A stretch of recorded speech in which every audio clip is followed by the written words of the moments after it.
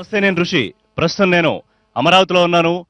ఆంధ్రప్రదేశ్ రాజధాని అమరావతి కొత్త శాసన మండలి భవనాలు సిద్ధం చేసుకుని ఒక చారిత్రాత్మక ఘట్టానికి తెరలేవబోతోంది. రేపు మొట్టమొదటిసారిగా నవ్యాంధ్ర రాజధాని అమరావతిలో శాసనసభ మండలి సమావేశాలు ప్రారంభం కాబోతున్నాయి. ఈ చారిత్రాత్మక ఘట్టానికి సాక్ష్యంగా ఎన్టీవీ వాళ్ళ ప్రస్తుతం అమరావతి అసెంబ్లీ ప్రాంగణంలో ఉంది. రాజధాని లేకుండా విడిపోయినప్పటి నుంచి ఎన్నో సంశయాలు, ఎన్నో అనుమానాలు, కొంత ఆవేదనతో ఇటు ప్రభుత్వానికి వచ్చిన పెద్దలు, ఇటు ప్రతిపక్షం, ఇటు ప్రజలు కూడా ఎట్లా ముందుకెళ్లడం, ఏ రకంగా ఆంధ్రప్రదేశ్ అభివృద్ధి అనే సంశయంతో పాలన ప్రారంభించిన తర్వాత కేవలం 2.5 ఏళ్లలోనే, అంటే 10 ఏళ్లు ఉమ్మడి రాజధానిగా అవకాశం ఉన్నా తన ప్రజలకు అందుబాటులో ఉండాలి, పాలన దగ్గరగా అందించాలన్న ముఖ్యమంత్రి ఆకాంక్షతో ఇక్కడికి తరలి రావడం, కేవలం 2.5 ఏళ్లలోనే అత్యాధునిక టెక్నాలజీతో, అలాగే ఆంధ్రప్రదేశ్ సంప్రదాయ కళ ఎక్కడా తగ్గకుండా ఉట్టిపడుతూ ఇటు అసెంబ్లీ, శాసన మండలి 2 భవనాలు సిద్ధం చేసుకుని రేపటి నుంచి సమావేశాలు, బడ్జెట్ సమావేశాలు ప్రారంభం కాబోతున్నాయి. సో ఆంధ్రప్రదేశ్ ప్రజల ఆశయాలు, ఆకాంక్షలకు అనుగుణంగా ఇటు పార్టీల నేతలు వాళ్ళకి ఏం కావాలో వాటినన్నింటినీ ఆచరణలోకి తీసుకొచ్చే విధంగా కొత్త అసెంబ్లీ సమావేశాలు ఉండబోతున్నాయా, కొత్త సాంప్రదాయానికి ఒక ఆరోగ్యకరమైన వాతావరణంలో జరిగే అవకాశం ఎంతవరకు ఉంది? ఇది ఇవాళ ప్రత్యేకమైన లైవ్ డిబేట్ అమరావతి అసెంబ్లీ ప్రాంగణం నుంచి ఎన్టీవీ మీకు అందిస్తోంది.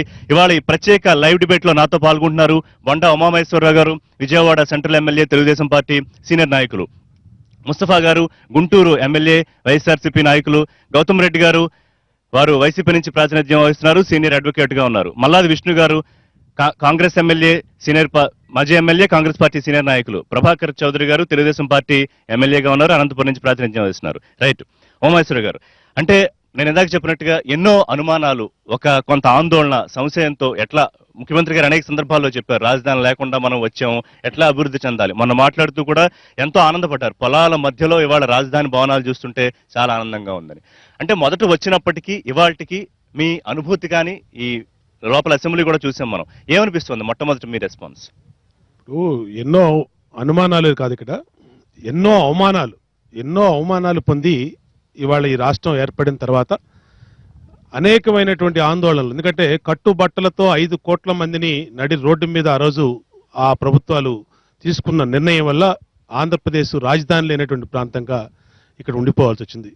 కనీసం 5 కోట్ల మంది ప్రజలకి ఏమాత్రం న్యాయం చేయకుండా, ఏ రోజు దీన్ని ఏ విధంగా వీళ్ళు అభివృద్ధి చెందుతారనేది కూడా లేకుండా లోటు బడ్జెట్తో ఈ రాష్ట్రాన్ని 5 కోట్ల మంది ప్రజల్ని కట్టుబట్టలతో వదిలేసిన ఈ సమర్థవంతమైనటువంటి ప్రభుత్వం, ఈ రాష్ట్ర ముఖ్యమంత్రి తన అపారమైన అనుభవంతో ఈ రాష్ట్రాన్ని ముందుకు తీసుకెళ్లాలని ఒక దృఢ నిశ్చయంతో 10 సంవత్సరాలు మనకి హైదరాబాద్ నగరంలో ఉన్న ఎప్పటికైనా అది పరాయి రాష్ట్రమే, అది మన సొంత గడ్డ కాదు. మనల్ని విడిపోయి మనల్ని 10 సంవత్సరాల పాటు అక్కడ మనకి అవకాశం ఉన్నా ఎందుకు ఇచ్చారు అవకాశం? ఈలోపు ఇక్కడ ఆంధ్రప్రదేశ్లో మీరు సొంత భవనాలు కట్టుకోండి, సొంత రాజధాని నిర్మించుకోండి, 10 సంవత్సరాల వరకు ఉండొచ్చు అని చెప్పి అక్కడ చెప్పారు. కానీ ముఖ్యమంత్రి పరిపాలన ఏంటంటే ఈ రాష్ట్రానికి సంబంధించిన పరిపాలన పరాయి రాష్ట్రం నుంచి ఉండకూడదు, సొంత ఎందుకంటే ఆంధ్రులు ఆత్మాభిమానం కలవాళ్ళు, కష్టపడే నైజం గలవాళ్ళు, ఆంధ్రప్రదేశ్కు సంబంధించినటువంటి పరిపాలన ఆంధ్రప్రదేశ్ నుంచి జరిగితేనే ఒక ధైర్యం ఉంటుంది, రాష్ట్ర ప్రజలకు ఒక నమ్మకం ఉంటుందనే ఉద్దేశంతో ఈ రాష్ట్రానికి ఆయన రావటం, ఇక్కడికి సొంత రాష్ట్రానికి సొంత గడ్డ మీద నుంచి సొంత పరిపాలన, సొంత రాష్ట్ర పరిపాలన గారు 2.5 ఏళ్లలో మనం మన సొంత అసెంబ్లీ భవనం నిర్మించుకుని సభ ఇక్కడ నుంచి ప్రారంభించుకోగలమని ఆ వేళ మీకు ఏమన్నా నమ్మకం ఉండే? ఖచ్చితంగా ఉందండి. ఎందుకంటే ఒక నిర్దిష్టమైనటువంటి ప్రణాళికతోనే ఈ రాష్ట్ర ప్రభుత్వం, ముఖ్యమంత్రి చంద్రబాబు నాయుడు గారు ఒక టైం పెట్టుకొని ఆ టైం ప్రకారమే, షెడ్యూల్ ప్రకారమే నడిచింది ప్రభుత్వం. కానీ చాలా మంది దాన్ని అపహాస్యం చేశారు, చాలా మంది దాన్ని అవహేళన చేశారు. ఈ పొలాలు ఉన్నాయి, ఇక్కడ ఈ పొలాల్లో ఎప్పుడే రాజధాని అంట,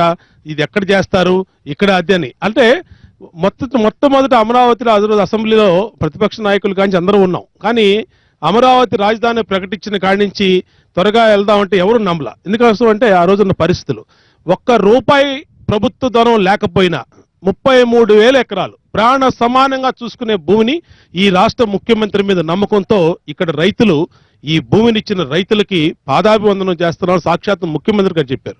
మేమందరం కూడా అది చెప్తాం. ఇవాళ 5 కోట్ల మంది ప్రజలు పాదాభివందనం చేయాల్సిన సమయం. ఎందుకంటే ఆంధ్ర రాష్ట్ర పరిపాలన సొంత గడ్డం నుంచి సొంత పరిపాలన ఇక్కడి నుంచే జరగాలి. రేపటి రోజు ఈ ఆంధ్రప్రదేశ్ చరిత్రలో సువర్ణ అక్షరాలతో నిలిచిపోయే రోజు కాబోతా ఉంది, రాజకీయాలకు అతీతంగా. ఎందుకంటే ఇది ఏ పార్టీ అని కానీ రేపు వైఎస్ఆర్ కాంగ్రెస్ పార్టీ 175 మంది శాసనసభ్యులు, 175 మంది శాసనసభ్యులు చరిత్రలో నిలిచిపోబోతా ఉన్నారు. దీనికి సహకరించిన వాళ్ళు రైతన్నలు, దీనికి ఆశీస్సులు అందజేసిన వాళ్ళు, అన్ని రకాలుగా రేపు రాబోయే రోజుల్లో ఇది ఒక సువర్ణ అక్షరాలతో లిఖించే రోజు. అది రేపు ప్రారంభం కాబట్టి అందరికీ సంతోషం. పండగ వాతావరణం. ఈ పండగ వాతావరణం రాజకీయాలకు అతీతంగా మన గడ్డ మించి మన పరిపాలన అనే దాన్ని అందరూ స్వాగతించాలని కోరుతాం. రైట్, మిగతా అంశాలు కూడా మాట్లాడదాం. ముస్తఫా గారు, మీరు ఎట్లా ఫీల్ అవుతున్నారు? అంటే ప్రజల సభ ఇవాళ ప్రజాప్రతినిధులుగా మీరు ఎన్నో ఆకాంక్షలతో అంచనాలతో వాళ్ళు ఎన్నుకుని వాళ్ళు మిమ్మల్ని పంపించారు. కొత్తగా మొట్టమొదటిసారిగా ఆంధ్రప్రదేశ్ నవ్యాంధ్రలో మొదలవుతున్న సభలో మీరు రేపు అడుగు పెట్టబోతున్నారు. ఎట్లా ఫీల్ అవుతున్నారు? అంటే చాలా ఆనందంగానే ఉన్నది. కానీ ఏంటంటే 10 సంవత్సరాలు వాళ్ళు టైం ఇచ్చారు కాబట్టి మరి ఆ 10 సంవత్సరాల టైం అక్కడ ఉంచుకొని మరి ఇక్కడ ఇప్పుడు ఏం చెప్పారు, తాత్కాలికంగా చేశారని చెప్పి తాత్కాలికంగా చెప్పారు, చేస్తున్నారు. అదే 10 సంవత్సరాల టైం ఉంది కాబట్టి ఆ టైంలో ఇక్కడ మొత్తం అమర్చుకొని పక్కాగా చేసుకుని ఈ విధంగా వస్తే బాగుంటుంది. కానీ అయినా కూడా నాకైతే ఆనందంగా ఉంది. మరి ఇక్కడ ఏర్పాటు చేయడం అనేది చాలా గొప్ప కార్యక్రమం, మంచి కార్యక్రమం. అయినా కూడా నేను ఏం చెప్పేది ఏంటంటే, గతంలో హైదరాబాద్లో మనం ఏ విధంగా మన అపోజిషన్ లీడర్కి మరి మాట అవకాశం ఇవ్వకుండా మరి అదే పరిస్థితి ఇక్కడ జరగకుండా ఉంటారని చెప్తాను. ఎందుకంటే మనం ప్రజల్లో నుంచి గెలిచి వచ్చాం కాబట్టి మరి ప్రజలకు సంబంధించి మరి మాట్లాడే అవకాశం, వాళ్ళ హక్కులు కల్పించిన బాధ్యత ఉంది కాబట్టి మరి అలా కాకుండా వాళ్ళ ఇష్ట ప్రకారంగా మరి ఎప్పుడు పడితే అప్పుడు మైట్ కట్ చేసేసి మాట్లాడకుండా మరి అపోజిషన్ గొంతు నొక్కడం కాకుండా నొక్కకుండా మరి స్వేచ్ఛగా మాట్లాడే అవకాశం ఇవ్వాలని చెప్పేసి నేను కోరుకుంటున్నాను అన్నమాట. రైట్, విష్ణు గారు, కాంగ్రెస్ పార్టీగా మీరు ఎట్లా చూస్తున్నారు? సరే, కొన్ని కారణాల వల్ల ఇవాళ సభలో ప్రాతినిధ్యం లేకపోయినా ఒక సీనియర్ మెంబర్గా మీరు ఎట్లా చూస్తున్నారు ఇవాళ కొత్త అసెంబ్లీలో రేపటి నుంచి బడ్జెట్ సమావేశాల ప్రారంభాన్ని? తెలుగు గడ్డ మీద నూతనంగా రాజధాని నిర్మించుకోవటం, అసెంబ్లీ నిర్మించుకోవటం ఈ తెలుగు ప్రజలకి సంతోషించదగ్గ విషయమే. ఎందుకంటే 10 సంవత్సరాల పాటు తెలంగాణ కావాలి అని చెప్పని ఒక పక్క నుంచి ఉద్యమాలు చేస్తూ ఉంటే, రాష్ట్రం అట్టుడిగిపోతూ ఉంటే, కొంతమంది ఉత్తరాలు ఇచ్చేస్తే విభజన చేయండి అని చెప్పని, విభజన సందర్భంగా ఏం కావాలి అని చెప్పని కేంద్రం హోంశాఖ ఆంధ్ర రాష్ట్రానికి సంబంధించిన నాయకులందరిని అడిగితే ఏ ఒక్కరు కూడా పోయి ఇది మాకు కావాలి, 1,00,000 కోట్లు కావాలి, 2,00,000 కోట్లు కావాలి, 5,00,000 కోట్లు కావాలి, విభజించినటువంటి ఆంధ్ర రాష్ట్ర ప్రజలకి ఈ అవసరాలు కావాలని చెప్పిన ఆనాడు ఎవరు కూడా ఒక్క మాట కూడా మాట్లాడలేదు. అయినప్పటికీ కూడా విభజన అనివార్యం అని తెలిసిన తర్వాత ఆ రోజు ఉన్నటువంటి కేంద్ర ప్రభుత్వము విభజన చట్టంలో అనేక అంశాలు పెట్టింది. రాష్ట్ర రాజధానికి కేంద్ర ప్రభుత్వమే రాజధాని నిర్మాణానికి నిధులు ఇవ్వాలి అని చెప్పని అందులో భాగంగానే 2,000 కోట్ల రూపాయలు మనకి ఆంధ్ర రాష్ట్రానికి రావడం జరిగింది. ఏమైనప్పటికీ కూడా విభజన చట్టంలో ఉన్నటువంటి అంశాలే ఆంధ్ర రాష్ట్ర ప్రజల యొక్క హక్కుల్ని, ఆంధ్ర రాష్ట్ర ప్రజల మీరు అనుకున్నారా పార్టీగా కానీ మీరు కానీ ఇంత త్వరగా ఇక్కడ అసెంబ్లీ సమావేశాలు మన భవనాలు ఏర్పాటు చేసుకుని ప్రారంభించుకోగలుగుతున్నాం అని అనుకున్నారా? అంటే నేను కాదు, ఎవరు కూడా అనుకోలేదు. ఎందుకంటే ప్రమాణ స్వీకారం చేసిన తర్వాత నూతన ప్రభుత్వము 2వ రోజు నుంచి ఆంధ్ర రాష్ట్రంలో ఈ ప్రాంతంలో ఉండి పరిపాలన చేస్తే అందరూ కూడా స్వాగతించేవాళ్ళం. కొన్ని పరిస్థితులు ఈ విధంగా ఒక 7 నెలల తర్వాత, 8 నెలల తర్వాత, 9 నెలల తర్వాత ఇక్కడ మన రాష్ట్రంలో మన పాలన చేసుకోవాలని చెప్పిన ఆలోచన కలిగింది. ఆ ఆలోచన ఎందుకు కలిగిందో ఇప్పుడు మనం సవివరంగా మాట్లాడుకోవాల్సినటువంటి అవసరం లేదు. 10 సంవత్సరాలు హైదరాబాద్ కేంద్రంగా మనకి హక్కు ఉంది. ఆ హక్కుని మనం వదులుకున్నాం. ఆ హక్కు కాదు అక్కడ భవన నిర్మాణాలకు కానీ, లేకపోతే శాశ్వతమైనటువంటి కట్టడాలకు కానీ, లేకపోతే అసెంబ్లీ భవనంలో మనం వెళ్ళి అసెంబ్లీ పెట్టుకో, ఇలా అనేక అంశాలని కొన్ని సందర్భంలో తమకి దగ్గరగా పాలన వచ్చిందని ప్రజలు, ఆంధ్రప్రదేశ్ ప్రజలు సంతోషం వ్యక్తం చేస్తున్నారు. మేమేమి దాంట్లో డిఫర్ అవటం లేదు. ఈ పరిస్థితులు రావడానికి విభజన చట్టమే కారణం అని చెప్తా ఉన్నాము. ఆ విభజన జరిగినప్పుడు ఎవరు కూడా ఏమీ మాట్లాడలేదు. ఏ విధమైనటువంటి ప్రజల గురించి, శ్రేయస్సు గురించి, వారి హక్కుల గురించి, వారి జీవన విధానం గురించి, ఇన్ని డబ్బులు కావాలని ఎవరు కూడా మాట్లాడలేదు. పరిస్థితులను అనుకూలంగా మలుచుకుని మామూలంగానే ఇదంతా జరుగుతుందని చెప్పి ఒక ఇంప్రెషన్ ఇవ్వడానికి ప్రయత్నం చేస్తా ఉన్నారు. అంతే తప్ప ఇది ఎవరో ఊహించి ఈ రోజు విభజన జరిగేటప్పుడు ఆంధ్ర రాష్ట్ర రాజధానికి ఒక 5,000 కోట్లు ఏమన్నాడు, 10,000 కోట్లు ఏమన్నాడు, 1,00,000 కోట్లు ఏమని చెప్పండి ఎవరు కూడా ఈ రాష్ట్రంలో సంబంధించినటువంటి ఏ ఒక్క పార్టీకి సంబంధించినటువంటి బాధ్యులు కూడా ఆ రోజు మాట్లాడలేదు. అప్పుడు జరిగిన పరిణామాలు చాలా జరిగాయి. అంటే ఆ రోజు ఎవరు మాట్లాడలేదు. ఇది వచ్చినటువంటి పరిస్థితుల్ని విభజన అయిన వెంటనే అప్పుడు ముఖ్యమంత్రి గారు ఒక మాట అన్నారు, ఈ అభివృద్ధి చెందాలంటే కొత్త రాజధానికి ఎంత అవసరం పడుతుంది, దాదాపు 4,00,000 కోట్ల పైచీలకు వస్తే తప్ప మనం అభివృద్ధి పదంలో వెళ్ళలేమన్న మాట అన్నారు. అది మీకు గుర్తుండే ఉంటుంది. అంటే మీరు ఇక్కడ ఒక విషయం కూడా గుర్తు చేసుకోవాలి. విభజన తర్వాత 5 లక్షల కోట్లు కావాలని చెప్పిన తర్వాత కాదని కూడా మాట్లాడారు. ఆ విషయాలన్నీ కూడా ఉన్నాయి. అందుకు నేను వెనక్కి వెళ్ళదలుచుకోలేదు. అసెంబ్లీ సెక్రటరియట్ మన రాష్ట్రంలో మనం కట్టుకోవడం అనేది మంచి సాంప్రదాయం, ఆహ్వానించదగ్గ పరిణామం. బట్ కానీ దానికి మేమే కారణం అని చెప్పుకునే విషయం మీద మేము మాకు భిన్న అభిప్రాయాలు మాట్లాడదాం. ఆ అంశాలు కూడా మాట్లాడు. ప్రభాకర్ గారు సార్ మాట్లాడదు. ఇవాళ ఎవరు ఈ రాష్ట్రానికి విభజన కారకులు అనేది ప్రజలు నిర్ణయించారు. ప్రజలు శాశ్వతంగా ఆ పార్టీలకు మనం చెప్పారు. ఒక విషయం. మనం ఇప్పుడే రెండో అనుకున్నాం. విషయం, రాజకీయాలు మీరే అన్నారు. ఎన్ని లక్షల కోట్లు అనేది అడగలేదంటే అడగలేదని ఏ రోజు ఎవరికి తెలియదండి. వీళ్ళు ఇక్కడ కూర్చొని అనుకుంటా ఉన్నారు. స్పష్టమైన విధానంతో ఈ రాష్ట్రాన్ని విభజించవలసినటువంటి కేంద్రం 120 సంవత్సరాల పార్టీ అనుకునే కేంద్రం కాంగ్రెస్ పార్టీ ఆ రోజు 5 కోట్ల మంది ప్రజలకి అన్యాయం చేసింది ఆ రోజు. కాబట్టే ప్రజలు బుద్ధి చెప్పారు. ప్రజలు ఏం తీర్పు చెప్పారు. రెండో విషయం, మళ్ళీ మనం ఇంకోటి, విభజన హైదరాబాద్ లో చాలా 10 సంవత్సరాలు ఉంటే వదిలేసుకుని వచ్చామన్నారు. ఉట్టి మాట అది. అది అబద్ధం. 5 సంవత్సరాలు మనకి 10 సంవత్సరాల హక్కులు అక్కడే ఉన్నాయి. ఎవరు కూడా అది రాజ్యాంగం చట్టంలో పెట్టింది. ఎవరు వదులుకొని రాలా, ఎవరు దాన్ని కాదనలేరు. కానీ మనం ఏంటంటే మన సొంత గడ్డం మీద మన పరిపాలన చేసుకోవాలి అనేది ఈ రాష్ట్ర ప్రభుత్వం యొక్క నిర్ణయం. అందుకోసమే ఇక్కడ త్వరితగతిన అసెంబ్లీని నిర్మాణం చేశాం, సెక్రటరియట్ నిర్మాణం చేశాం, బస్సులో కూర్చొని ముఖ్యమంత్రి పరిపాలించాడు. అడుగుతామండి. ప్రభాకర్ గారు, ఈ క్రెడిట్ ఎవరికి ఇవ్వాలంటారు? అంటే ఇంత త్వరగా అసెంబ్లీ సమావేశాలకు ప్రారంభించుకోగలిగే పరిస్థితికి రావడానికి కారణం ఎవరని చెప్తారు?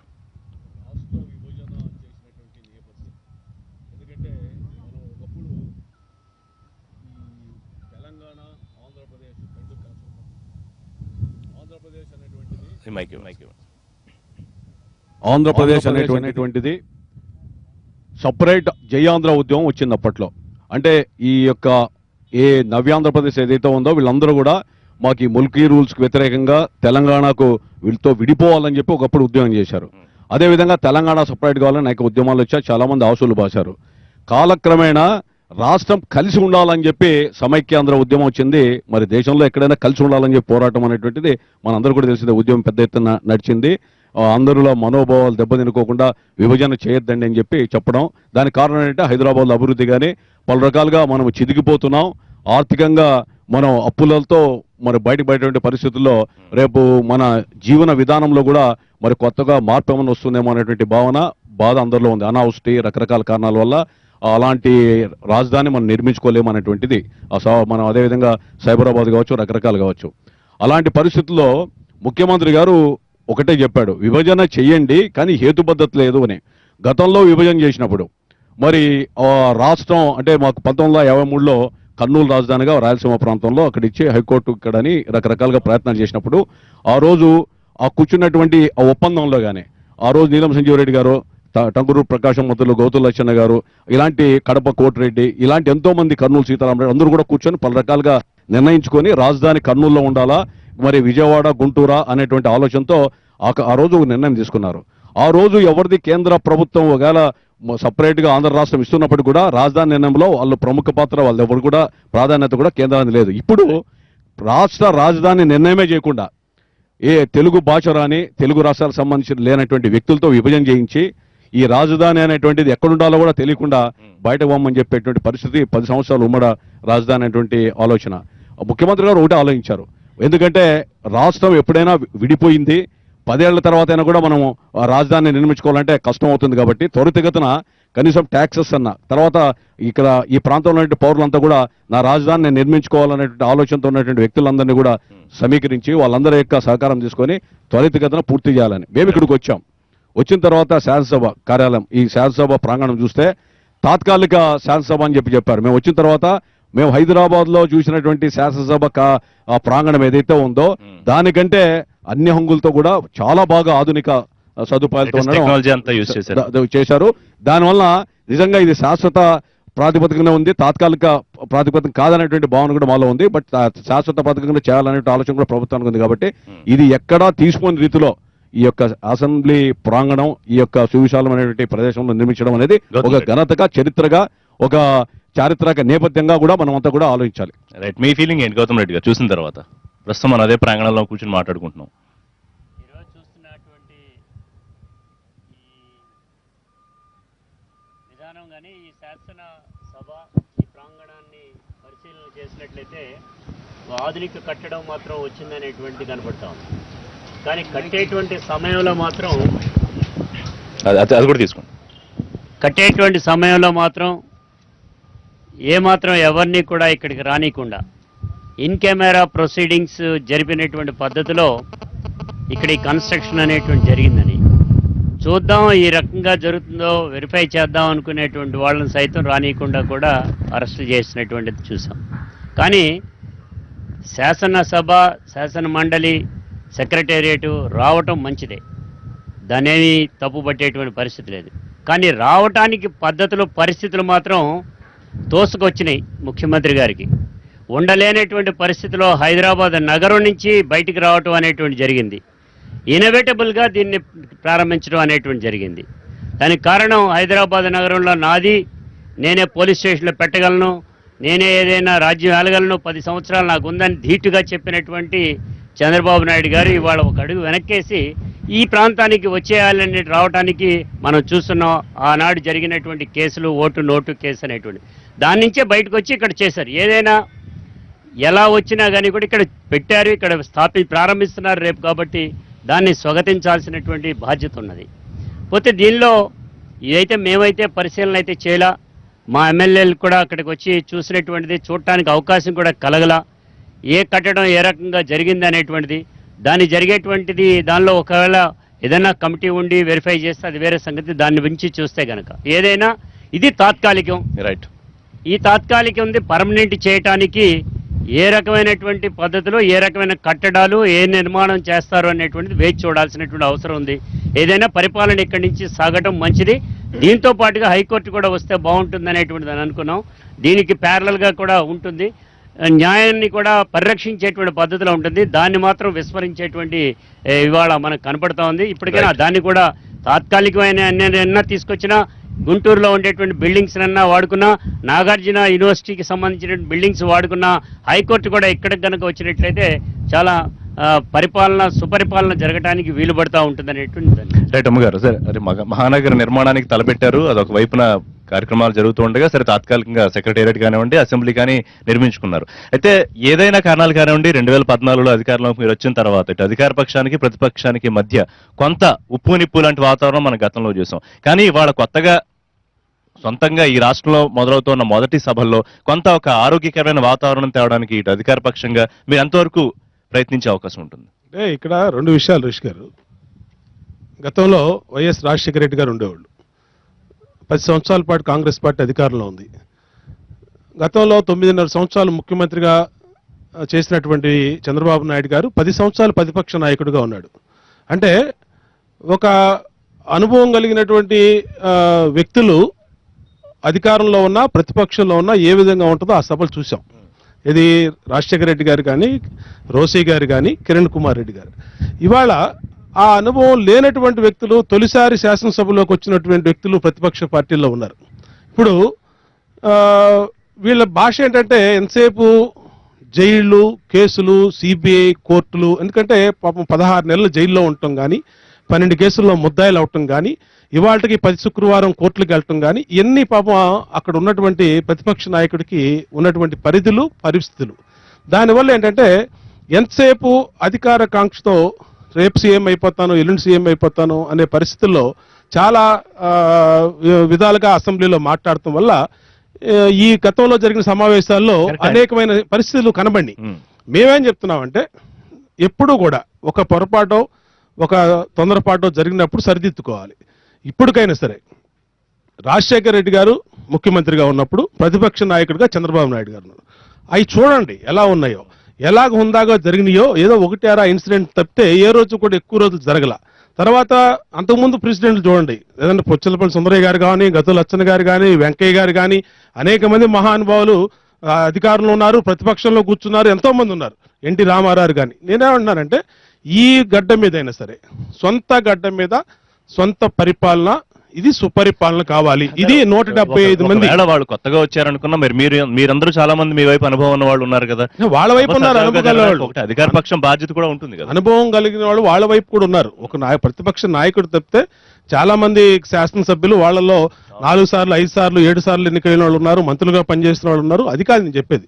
కానీ ఒక ఇన్సిడెంట్ జరుగుతూ ఉన్నప్పుడు నేనేమంటున్నానంటే ఇప్పటికైనా సరే సభని సజావుగా మీరు ఇది కొత్త వేదిక, మన రాష్ట్రం నుంచి మన పరిపాలన కొనసాగిస్తా ఉన్నాం.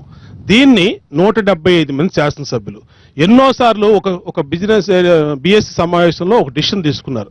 ఫస్ట్ క్వశ్చన్ అవర్ అనేది నిర్ణయం తీసుకుంది ఎవరు? ప్రతిపక్ష పార్టీ కలిసే తీసుకున్నారు. తీసుకున్న తర్వాత ఆ క్వశ్చన్ అవర్ లో వైఎస్ఆర్ కాంగ్రెస్ పార్టీ క్వశ్చన్లు కూడా ఉంటాయి. వైఎస్ఆర్ కాంగ్రెస్ పార్టీ సభ్యులు కూడా అనేక మంది క్వశ్చన్లు వస్తాయి. 60-40 రేషియోలో అది అలాట్మెంట్ జరుగుద్ది, డ్రా సిస్టంలో జరుగుద్ది. దాన్ని కూడా వాళ్ళు కూడా ఎన్నో సమస్యలు లేవదెద్దామని ఎన్నో ఆశలతో శాసనసభకు వస్తారు. అది జరగనటువంటి సంగతులు అనేకమైన చూసాం. అంటే ఇవాళ ఇప్పుడు ఎన్ని సంఘటనలు అయినా సరే ప్రతిపక్ష నాయకుడిని ఏ విధంగా వాళ్ళు గొంతు నొక్కుతున్నారో చూడండి మీరు. ఎందుకంటే వీళ్ళకి అనుభవం ఉంది కదా. ఇప్పుడు మాకు అనుభవం లేదన్నారు, మేము కొత్త అన్నారు, మరి మీకు అనుభవం ఉంది కదా, మరి ఎందుకు నడిపించకూడదు? మీకే ఇది లేదా అంటే మీరు కావాలని చెప్పేసి బురద చల్లాలని చెప్పేసి ఆయన చేయడమే తప్ప ఏ మాత్రం ఇది రాజు ఏంటంటే- ఎమ్మెల్యే గారు, లేదు. సభ గారు, ఇప్పుడు అదమ్మ గారు, ఒక్క నిమిషం. ఎవరు సభలో వాళ్ళేంటి ఒక ఇప్పుడు నిమిషం. ప్రతిపక్ష నాయకుడు ఆ రోజు స్పీకర్ అబద్ధాలు దగ్గరికి చెప్పి వెళ్తున్నారో చూస్తున్నాం. మాయమాట చెప్పాడా, మాయమాట ఎవరు- చెప్పితే ఎవరు నీతిగా స్పీకర్ న్యాయంగా దగ్గరికి- ధర్మంగా పోరాడే వ్యక్తి. స్పీకర్ అలాంటి దగ్గరికి- పోరాడే దగ్గరికి వ్యక్తిని మీరు గతంలో- గొంతు గతంలో నొక్కుతున్నారే, ఒక నిమిషం. అది ఎంతమంది న్యాయం అంట? కాదు, స్పీకర్ ఒక నిమిషం. పోడియం దగ్గరికి సార్, వెళ్ళి- సుమగారు, ఒక నిమిషం. గతంలో కారణం ఏదైనా కానీ ఇట్లాంటి సందర్భాలు మనం చూసాం. సరే, వాటి గురించి మాట్లాడుకుందాం. వాళ్ళకి అనుభవం కానీ కదా, వాళ్ళకి అనుభవం కదా, 10 సంవత్సరాలు చేశారు కదా, ఇవాళ వాళ్ళకి కొత్తగా అనుభవం కదా. ప్రారంభించు- మరి అనుభవాన్ని ఇక్కడ ఒక నిమిషం, వాడొచ్చు కదా, ఒక నిమిషం, మరి ఒక ఎందుకు నిమిషం. మీరు చేస్తున్నారు ఒక మీరు? నిమిషం ముస్తఫా గారు, ఇవాళ కొత్తగా ప్రారంభించుకోబోతున్న ఈ సభల్లో కొత్త సాంప్రదాయానికి తెరదీసి ప్రజలు ఏదైతే మీ నుంచి కోరుకుంటున్నారో దానికి ఆచరణలోకి తీసుకొచ్చే మార్గం ఉందా అని నేను అడుగుతున్నాను. అంటే ఇప్పుడే అధికార విన్నారు పక్షంగా- మీరు, ఇప్పుడే ఒక నిమిషం, విన్నారు. అధికార ఇప్పుడే పక్షంగా ఇప్పుడు మీరు నాగార్జున దానికి మాట్లాడారు, చొరవ మీరు చూపిస్తామని మాట్లాడారు చెప్పగలుగుతారా? దానికి ఎంతసేపు ఏంటంటే నేను అడుగుతున్నా- ముస్తఫా గారు, కాదు, మీరు చొరవ తీసుకుంటారని తప్పనిసరిగా చెప్పగలరా? నేను హృదయపూర్వకంగా చెప్తా ఉన్నాం. నిన్న స్పీకర్ గారు చెప్పారు, మన ముఖ్యమంత్రి గారు చెప్పారు, రేపు శాసనసభ ఈ గతం గత అయిపోయింది. సరే, దాంట్లో ఎవరు పొరపాటు ఎవరు ఇది అనేది మీరు ఎప్పుడు అన్నా మేము ఎప్పుడన్నా అది వేరే విషయం. ఇవాళ ఈ శాసనసభ రేపటి నుంచి ఒక చారిత్రాత్మకమైనటువంటి ఆంధ్రప్రదేశ్ సువర్ణాక్షరాలతో దిగించే రోజు రేపటి నుంచి స్టార్ట్ అవబోతా ఉంది. ముస్తఫా గారు, ఇలాంటి సమయంలో అందరం ఒకళ్ళనొకళ్ళు సహకరించుకొని ప్రజల సమస్యల్ని పరిష్కారానికి అత్యున్నత వేదిక దీన్ని మేము ఇవాళ పార్టీలు వేరైనా సిద్ధాంతాలు వేరైనా మనం ప్రజా సమస్యలు తీర్చడానికి ఇక్కడికి వచ్చాం. దాని ప్రకారం నడుచుకుందాం. ముస్తఫా గారు, తప్పనిసరిగా అధికార పార్టీ నుంచి మేము ముందుకు వస్తాం, మీరు అలాగ ఉండండి. అందరం కూడా ఇద్దరు సపోర్ట్ చేసుకుంటేనే కదా అందరం సభ కూడా సజావుగా సభ జరిగేది. సజావుగా జరిగితే ప్రజా సమస్యలకి వేదిక అత్యున్నత సజావుగా చర్చా జరగాలని వేదిక. చెప్పేసి దానికి మా కోరుతాం. కోరిక. మేము ఎన్నికైన తర్వాత ఎన్నో కోరికలతో నియోజకవర్గం సంబంధించిన మన ఇబ్బందులు ఎదుర్కొని ఇక్కడ వచ్చి చెప్పుకుందని వస్తే ఎంతసేపుడికి మాట్లాడకుండా ఏం మాట్లాడితే ఏమవుతుందని చెప్పేసి ఆ విధంగా గొంతు నొక్కడమే తప్ప వేరేదేం లేదు. వారు అన్నారు అది కాక- అయిపోయింది ఏదో అయిపోయింది, బట్ ఈసారి నుంచి అలా లేకుండా వారు మాకు అధికార అదే కోరిక, పక్షంగా- మాకు అదే అధికార కోరిక. పక్షంగా మా- వాళ్ళు మా సమస్యలు ఎందుకంటే నియోజకవర్గం సంబంధించి చాలా సమస్యలు ఉన్నాయి. మరి ఈ సమస్యలను చెప్పుకోవడానికి వస్తే మరి అవి చెప్పుకోకుండా ఎంతసేపుడికి ఎవరు ఎన్నిసార్లు తిట్టారా అనేది అది ట్రైనింగ్ అవుతారు. ఇప్పుడు చూసారా మీరు, ఇప్పుడు రాగానే ఆయన మీద బురద చల్లటం అవునా కదా, వాస్తవం కదా. ఇప్పుడు రాగానే మంచిగా చెప్పుకోవచ్చు కదా, దాని విషయం. రెండోది ఏంటంటే ఇప్పుడు మన రోజా గారు ఉన్నారు. పాపం రోజా గారు 1 సంవత్సరం సస్పెండ్ చేశారు. ఓకే, రైట్, మంచి పని చేశారు, తప్పు ఒప్పు జరిగింది. మళ్ళీ ఇప్పుడైనా ఇప్పుడు రాని చూసా మళ్ళీ ఆమెను అడ్డంకం పెట్టడం, ఆమె రావడానికి వీళ్ళని చెప్పడం. రెండోది ఇంకోటి మా అది ఇంకా నియోజకవర్గం సభ సంబంధించి నిర్ణయం తీసుకోవాలి, ఇంకా సభ తీసుకోవాలి. నిర్ణయం ఓకే, తీసుకోవాలి. రెండోది మా నియోజకవర్గం సంబంధించి మా సమస్యల గురించి వస్తున్నాం. మేము గతంలో వైఎస్ రాజశేఖర్ గారు ఉన్నప్పుడు అందరికీ ప్రతిపక్ష నాయకులకి అందరికీ సమానంగా ఫండ్స్ ఇచ్చారు. ఇవాటి వరకు మా ఎమ్మెల్యేలకి ₹1 ఇవ్వలేదు. అంటే ఏం న్యాయం చేస్తారండి మీరు? ఎవరికి న్యాయం చేస్తారండి? మీలాగా మేము కూడా గెలిచి వచ్చిన వాళ్ళమే కదా, మీలాగా ఎమ్మెల్యే వచ్చిన వాళ్ళమే కదా మేము. మాకు ఎక్కడ న్యాయం ఉందని చెప్పండి.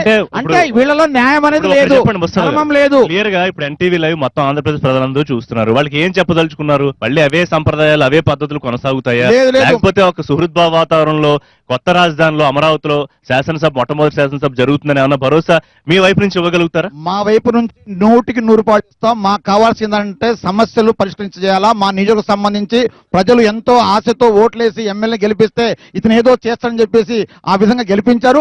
గెలిపించిన తర్వాత మా ఎమ్మెల్యే సంబంధించి అందరి కూడా ఆ చంద్రబాబు నాయుడు గారు ₹1 ఇప్పటికి ఇవ్వలేదండి. ప్రజలను చూస్తున్నారు. ఇది న్యాయమా చెప్పండి మీరు?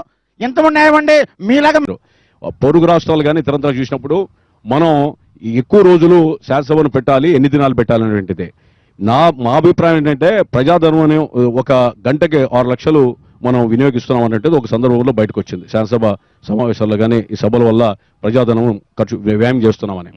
ఆ విధంగా ఎన్ని రోజులు పెట్టాం కాదు, ఎన్ని గంటలు దాన్ని సద్వినియోగం చేసుకున్నామో. చాలా మరి జరిగినటువంటి శాసనసభ సమావేశాలలో మీకు నిజంగా కాన్ఫిడెన్స్ ఉండి రెండు పక్షాలు ఒకళ్ళొకళ్ళు సహకరించుకుని సమస్యల మీద చర్చించగలిగితే 10 రోజుల్లో మీరు అన్నట్టు ఎన్ని రోజుల్లో కానీ అట్లాంటి పరిస్థితి కనిపించట్లేదు కదా మనకి. అలా ఎన్ని రోజులు కనిపించే జరిగినా పరిస్థితిలోనే అందుకనే వేసిపోతున్నప్పుడు నిజంగానే మీరు ప్రజాధనం మనం వృధా 2 అయ్యే అవకాశం మాసాలు ఉంటుంది. ఆయన 15 రోజులు 30 రోజులు కాదు 60 రోజులు పెట్టుకున్నా సభా సమయం వృధా చేసేటువంటి పరిస్థితి ఉన్నప్పుడు చర్చలు సమర్థవంతంగా అర్థవంతంగా జరిగినప్పుడు మరి ఉన్నటువంటి అమూల్యమైన కాలాన్ని దుర్వినియోగం చేసుకోకుండా చూడాల్సిన బాధ్యత ప్రధాన ప్రతిపక్షం సో అదే అండి, ఇప్పుడు అధికార పక్షానికి ఎంత బాధ్యత ఉందో ఒకటి ఉన్న ప్రతిపక్షానికి కూడా అంతే బాధ్యత ఉంటుంది కదా. సో ఈసారి ఆ బాధ్యతని నిలబెట్టుకునే అవకాశం ఎంతవరకు ఉంది?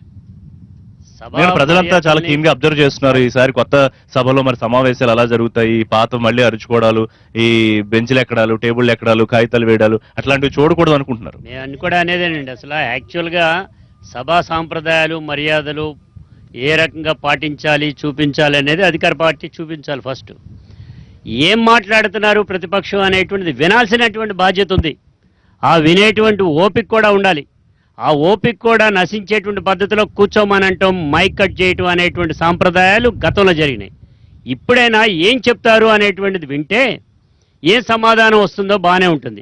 కానీ ప్రొసీజర్స్ కి అగెనెస్ట్ గా వెళుతున్నారని కదా చాలా సార్లు ఇప్పుడు అదే నేను సభా చెప్పేది. వ్యవహారాల మంత్రి చాలా సార్లు వినియోగించుకోవడం అనేక లేదు. సందర్భాల్లో చెప్పారు, ఇది కాదు ప్రశ్నోత్తరాల సమయాన్ని వినియోగించుకోవడం లేదు ప్రతిపక్షాలు.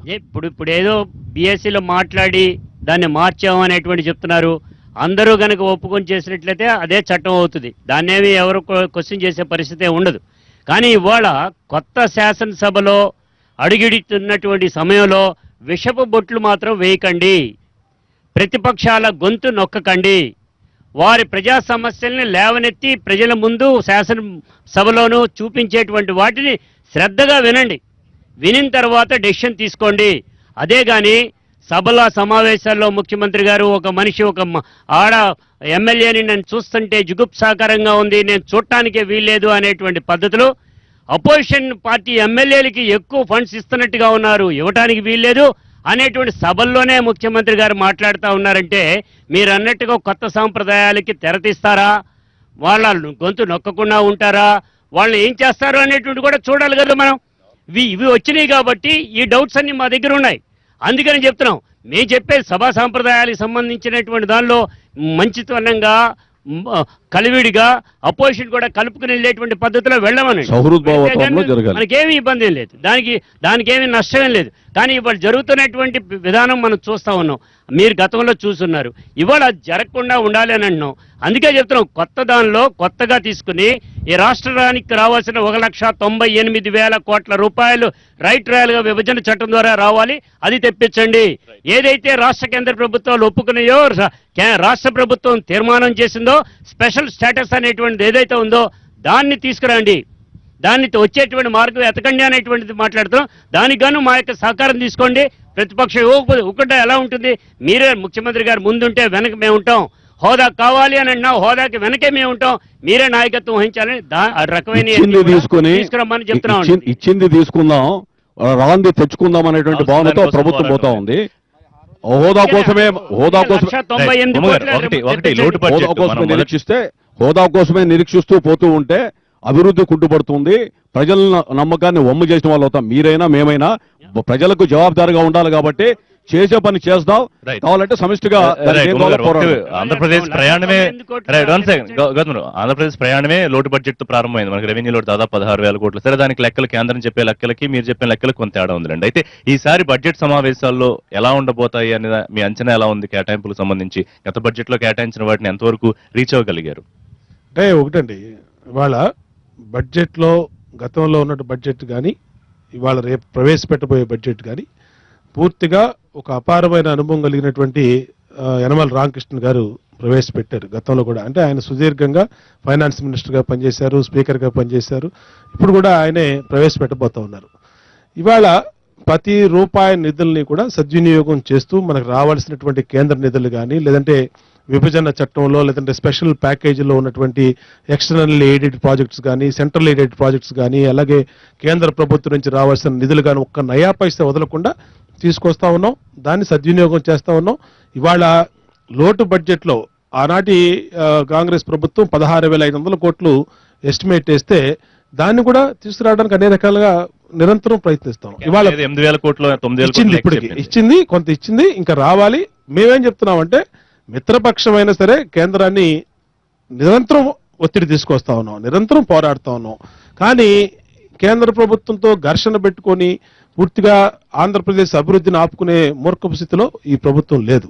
ఖచ్చితంగా ఈ రాష్ట్రానికి రావాల్సిన ప్రతి రూపాయిని రాబెట్టుకుంటూ మనకి రావాల్సినటువంటి ప్రతి దాన్ని సాధించుకుంటూ ఏదైతే ప్యాకేజీని ఒక ప్రెస్ మీట్కే పరిమితం చేయకుండా ప్యాకేజీకి చట్టబద్ధత కావాలి.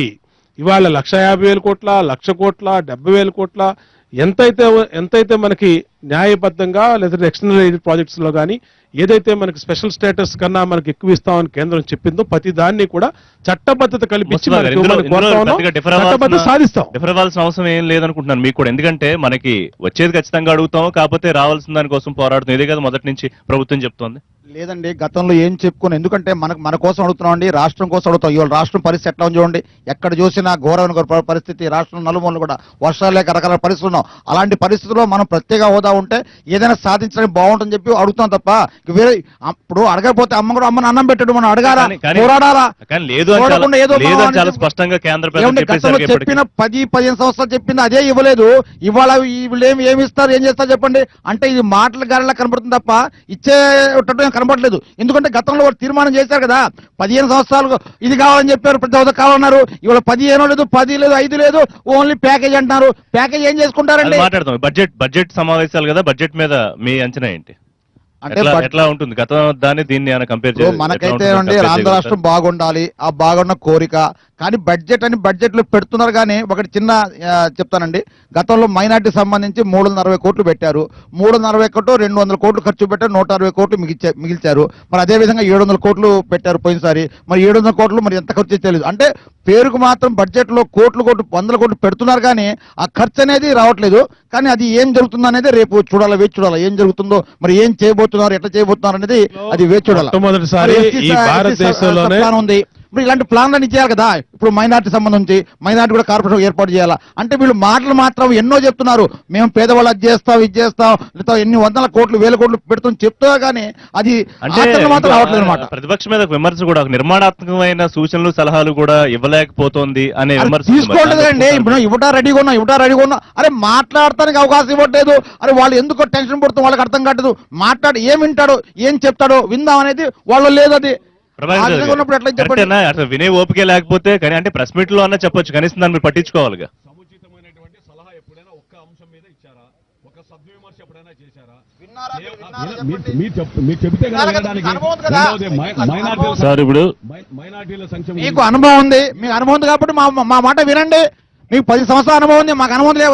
ఇప్పుడు ప్రభాకర్ సార్ మీకు ప్రాతినిధ్యం పెద్దపేట వేస్తున్నారు వారు ప్రతిసారి కూడా. సో మీరు వాటికి అవకాశం ఇవ్వండి. మైనార్టీల సంక్షేమం గురించి చెప్పారు. అవును. చరిత్రలో ఎప్పుడైనా కూడా మసీదుల మరమ్మతులు గానే, ఏమి ఇచ్చారు, ఏమి ఇవ్వలేదు. నెల జీతాలు ఇచ్చేది మొట్టమొదటి ప్రభుత్వం ఇది. ఎందుకంటే వాళ్ళకి గవర్నమెంట్ కి రిజిస్ట్రేషన్ ఇవ్వాలంట.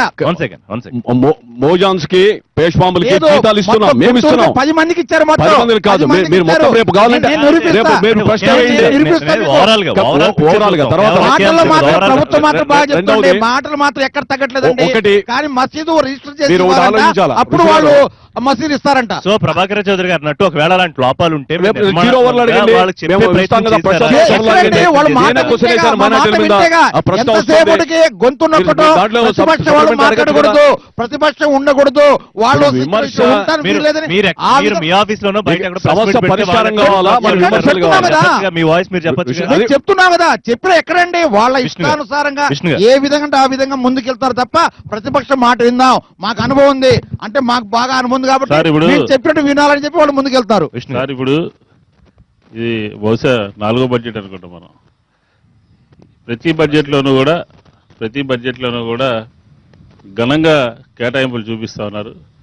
ఖర్చులు ఎంత జరిగినాయని ఆంధ్ర రాష్ట్ర ప్రజలకి ఎవరికి కూడా అర్థం కానటువంటి పరిస్థితి ఏంటంటే ఆంధ్ర రాష్ట్ర బడ్జెట్. నేను ఏదో ఆరోపణ చేయాలనే ఉద్దేశం కాదు. బడ్జెట్ కేటాయింపులు ఏంటి, ఖర్చు ఏంటని చెప్పి కూడా ఈ అసెంబ్లీకి ముందు ఆర్థిక శాఖ మంత్రి గారు ఒక శ్వేతపత్రం ప్రకటిస్తే ఆంధ్ర రాష్ట్ర ప్రజలందరికీ కూడా క్లియర్ గా అర్థమవుతుంది. అంటే లాస్ట్ టైం ఎలక్షన్స్ లో 98% రీచ్ అయ్యామని మంత్రి చెప్పారు మొన్న సందర్భం. కాదు సార్, ఇప్పుడు అనేక రకాలైనటువంటి కేటాయింపులు ఉన్నాయి, ఆచరణలోనేమో ఎక్కడ కూడా జరగట్లేదు. ఉదాహరణకి నాన్ ప్లానింగ్ లో 7,000 కోట్లు 8,000 కోట్ల రూపాయలు చూపించారు. ఇంత ఖర్చు అండి. బడ్జెట్ కేటాయింపులు కాకుండా రాష్ట్ర ప్రభుత్వం తన ఇష్టానుసారం ఆర్థిక క్రమశిక్షణ లేకుండా 7,000 కోట్ల రూపాయలు ఖర్చు పెట్టుకోవడానికి చేస్తే పరిస్థితి ఏ విధంగా ఉంటుంది? కాబట్టి ఈ బడ్జెట్ అనేది బడ్జెట్ మీద కూలంకుషంగా ప్రజలకి కూడా ఒక అవగాహన కల్పించాల్సినటువంటి అవసరం ఉంది. ఏదో 1,20,000 కోట్ల బడ్జెట్, 1,30,000 కోట్ల బడ్జెట్, ఇరిగేషన్కి 15,000 కోట్లు పెట్టాము, ఎస్సీ ఎస్టీ సప్లైకి ఇలా పెట్టాము, అది ఆ లెక్కలనే ప్రజలకి కంటి తుడిపి చర్య మాత్రమే. నూతన శాసనసభలో కొత్త బడ్జెట్, పాత బడ్జెట్ ఎంత ఖర్చు పెట్టాము, ఎంత అప్పులు ఉన్నాయి ఈ రాష్ట్రానికి, ఈ రాష్ట్ర కేంద్ర ప్రభుత్వం నుంచి రావాల్సింది Present చేస్తారు కదా, ముందు మొదట్లో ప్రజెంట్ చేస్తారు కదా. చేస్తారు, కరెక్టే సార్, చెప్పాలి కదా. రేపటి నుంచి సభ జరుగుతూ ఉంది. ఈ రోజున కేంద్ర ప్రభుత్వం నుంచి 2-3 సంవత్సరాలు అయిపోతే విభజన చట్టంలో మొదటి సంవత్సరం లోటు బడ్జెట్ మీద క్లారిటీగా గట్టిగా నిలదీసి రాష్ట్ర ప్రభుత్వాన్ని తీసుకొచ్చినటువంటి పరిస్థితి లేదు. కేంద్ర ప్రభుత్వం నుంచి ఇంకా 5-6 వేల కోట్ల రూపాయల నిధులు రావాల్సి ఉంది. ఎందుకని విభజన చట్టంలో ఉన్నది తీసుకురాలేకపోతా ఉన్నారు? గౌతమ్ రెడ్డి గారు, మరొక ముఖ్యమైన విషయం ఏంటంటే గత అసెంబ్లీ సమావేశాల్లో జరిగింది వైసీపీ శాసనసభ సభ్యుల మీద ప్రివిలేజ్ కమిటీ కొన్ని చర్యలు తీసుకోవడం. సరే, రోజా గారి సస్పెన్షన్ వ్యవహారం అలా ఉంది. మిగతా సభ్యులు ఆ సమావేశాల్లో చేస్తున్నారు. కొంతమంది క్షమాపణ చెప్పారు, కొంతమంది ఇలాంటి ధోరణి అనుసరిస్తామని కూడా చెప్పడం ఎంతవరకు దాన్ని ఆహ్వానించదగ్గ పరిణామం? సార్ ఇలాంటి ఏ ధోరణి అంశం మీద కూడా పోరాడినా కానీ అలాంటి ఆ ఫార్మాట్స్ తీసుకోవడం కరెక్టే అనుకుంటాను. కానీ ఒకటండి, గతహ అనేటువంటి పద్ధతిలో ఇప్పుడు మీరు కానీ అధికార పార్టీలో వారు కానీ మాట్లాడుతున్నారు.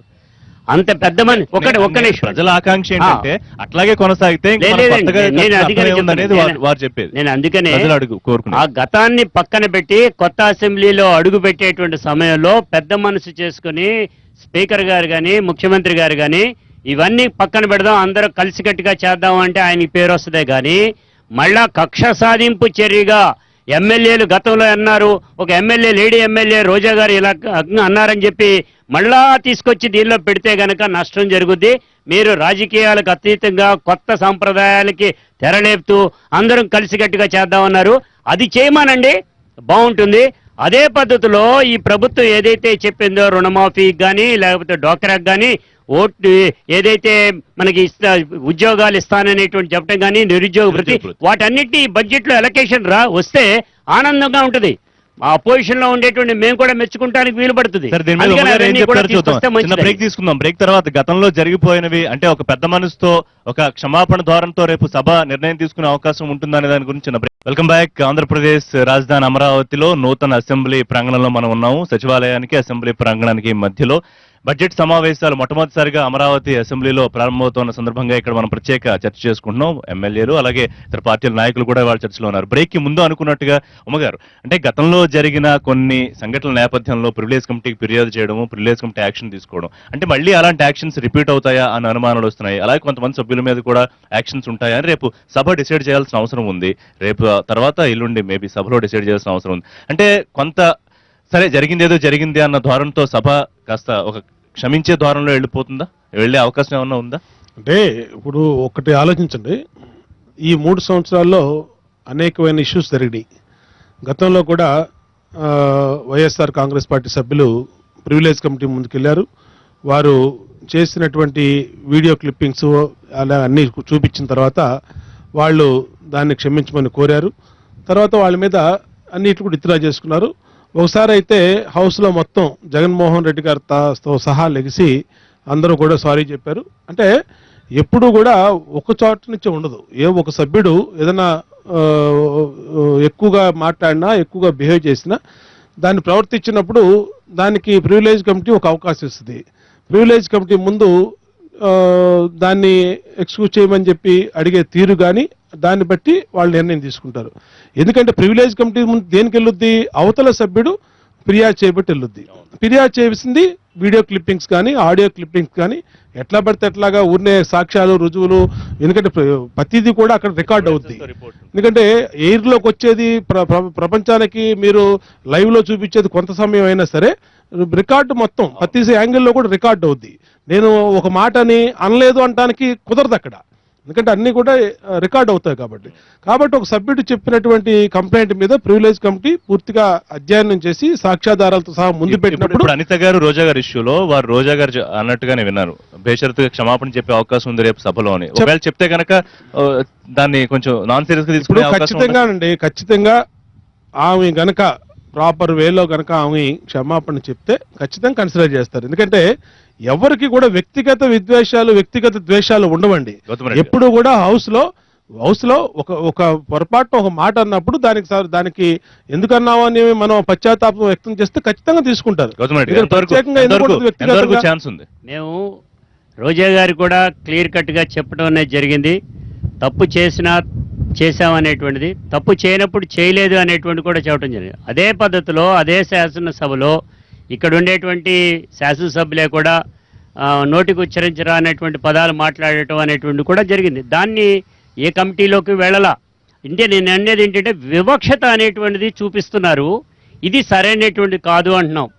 ఇవాళ నేను ఇందాక కూడా మళ్ళీ ఒకసారి మనవి చేసేది, గతంలోకి వెళ్ళి క్లిప్పింగ్లు అనేటువంటిది మొత్తం ఇస్తారా, చూపిస్తారా అనేటువంటిది కూడా లేదట. మాకు తెలిసినటువంటిది, మా సభ్యులు చెప్పినటువంటిది బిట్స్ మాత్రమే ఇస్తున్నారు. లెట్ లెంగ్త్ అనేటువంటిది ఇస్తే కనుక మనకి కూడా అర్థమవుతుంది, వాళ్ళకి కూడా అర్థమవుతుంది. అది కాకుండా చేస్తున్నారు కాబట్టి నష్టం జరుగుతూ ఉంది అపోజిషన్కి. అందుకని మీ గతాన్ని పక్కన పెట్టి భవిష్యత్తును ముందుకు తీసుకెళ్ళడానికి కొత్త అధ్యయనం ప్రారంభించమనండి.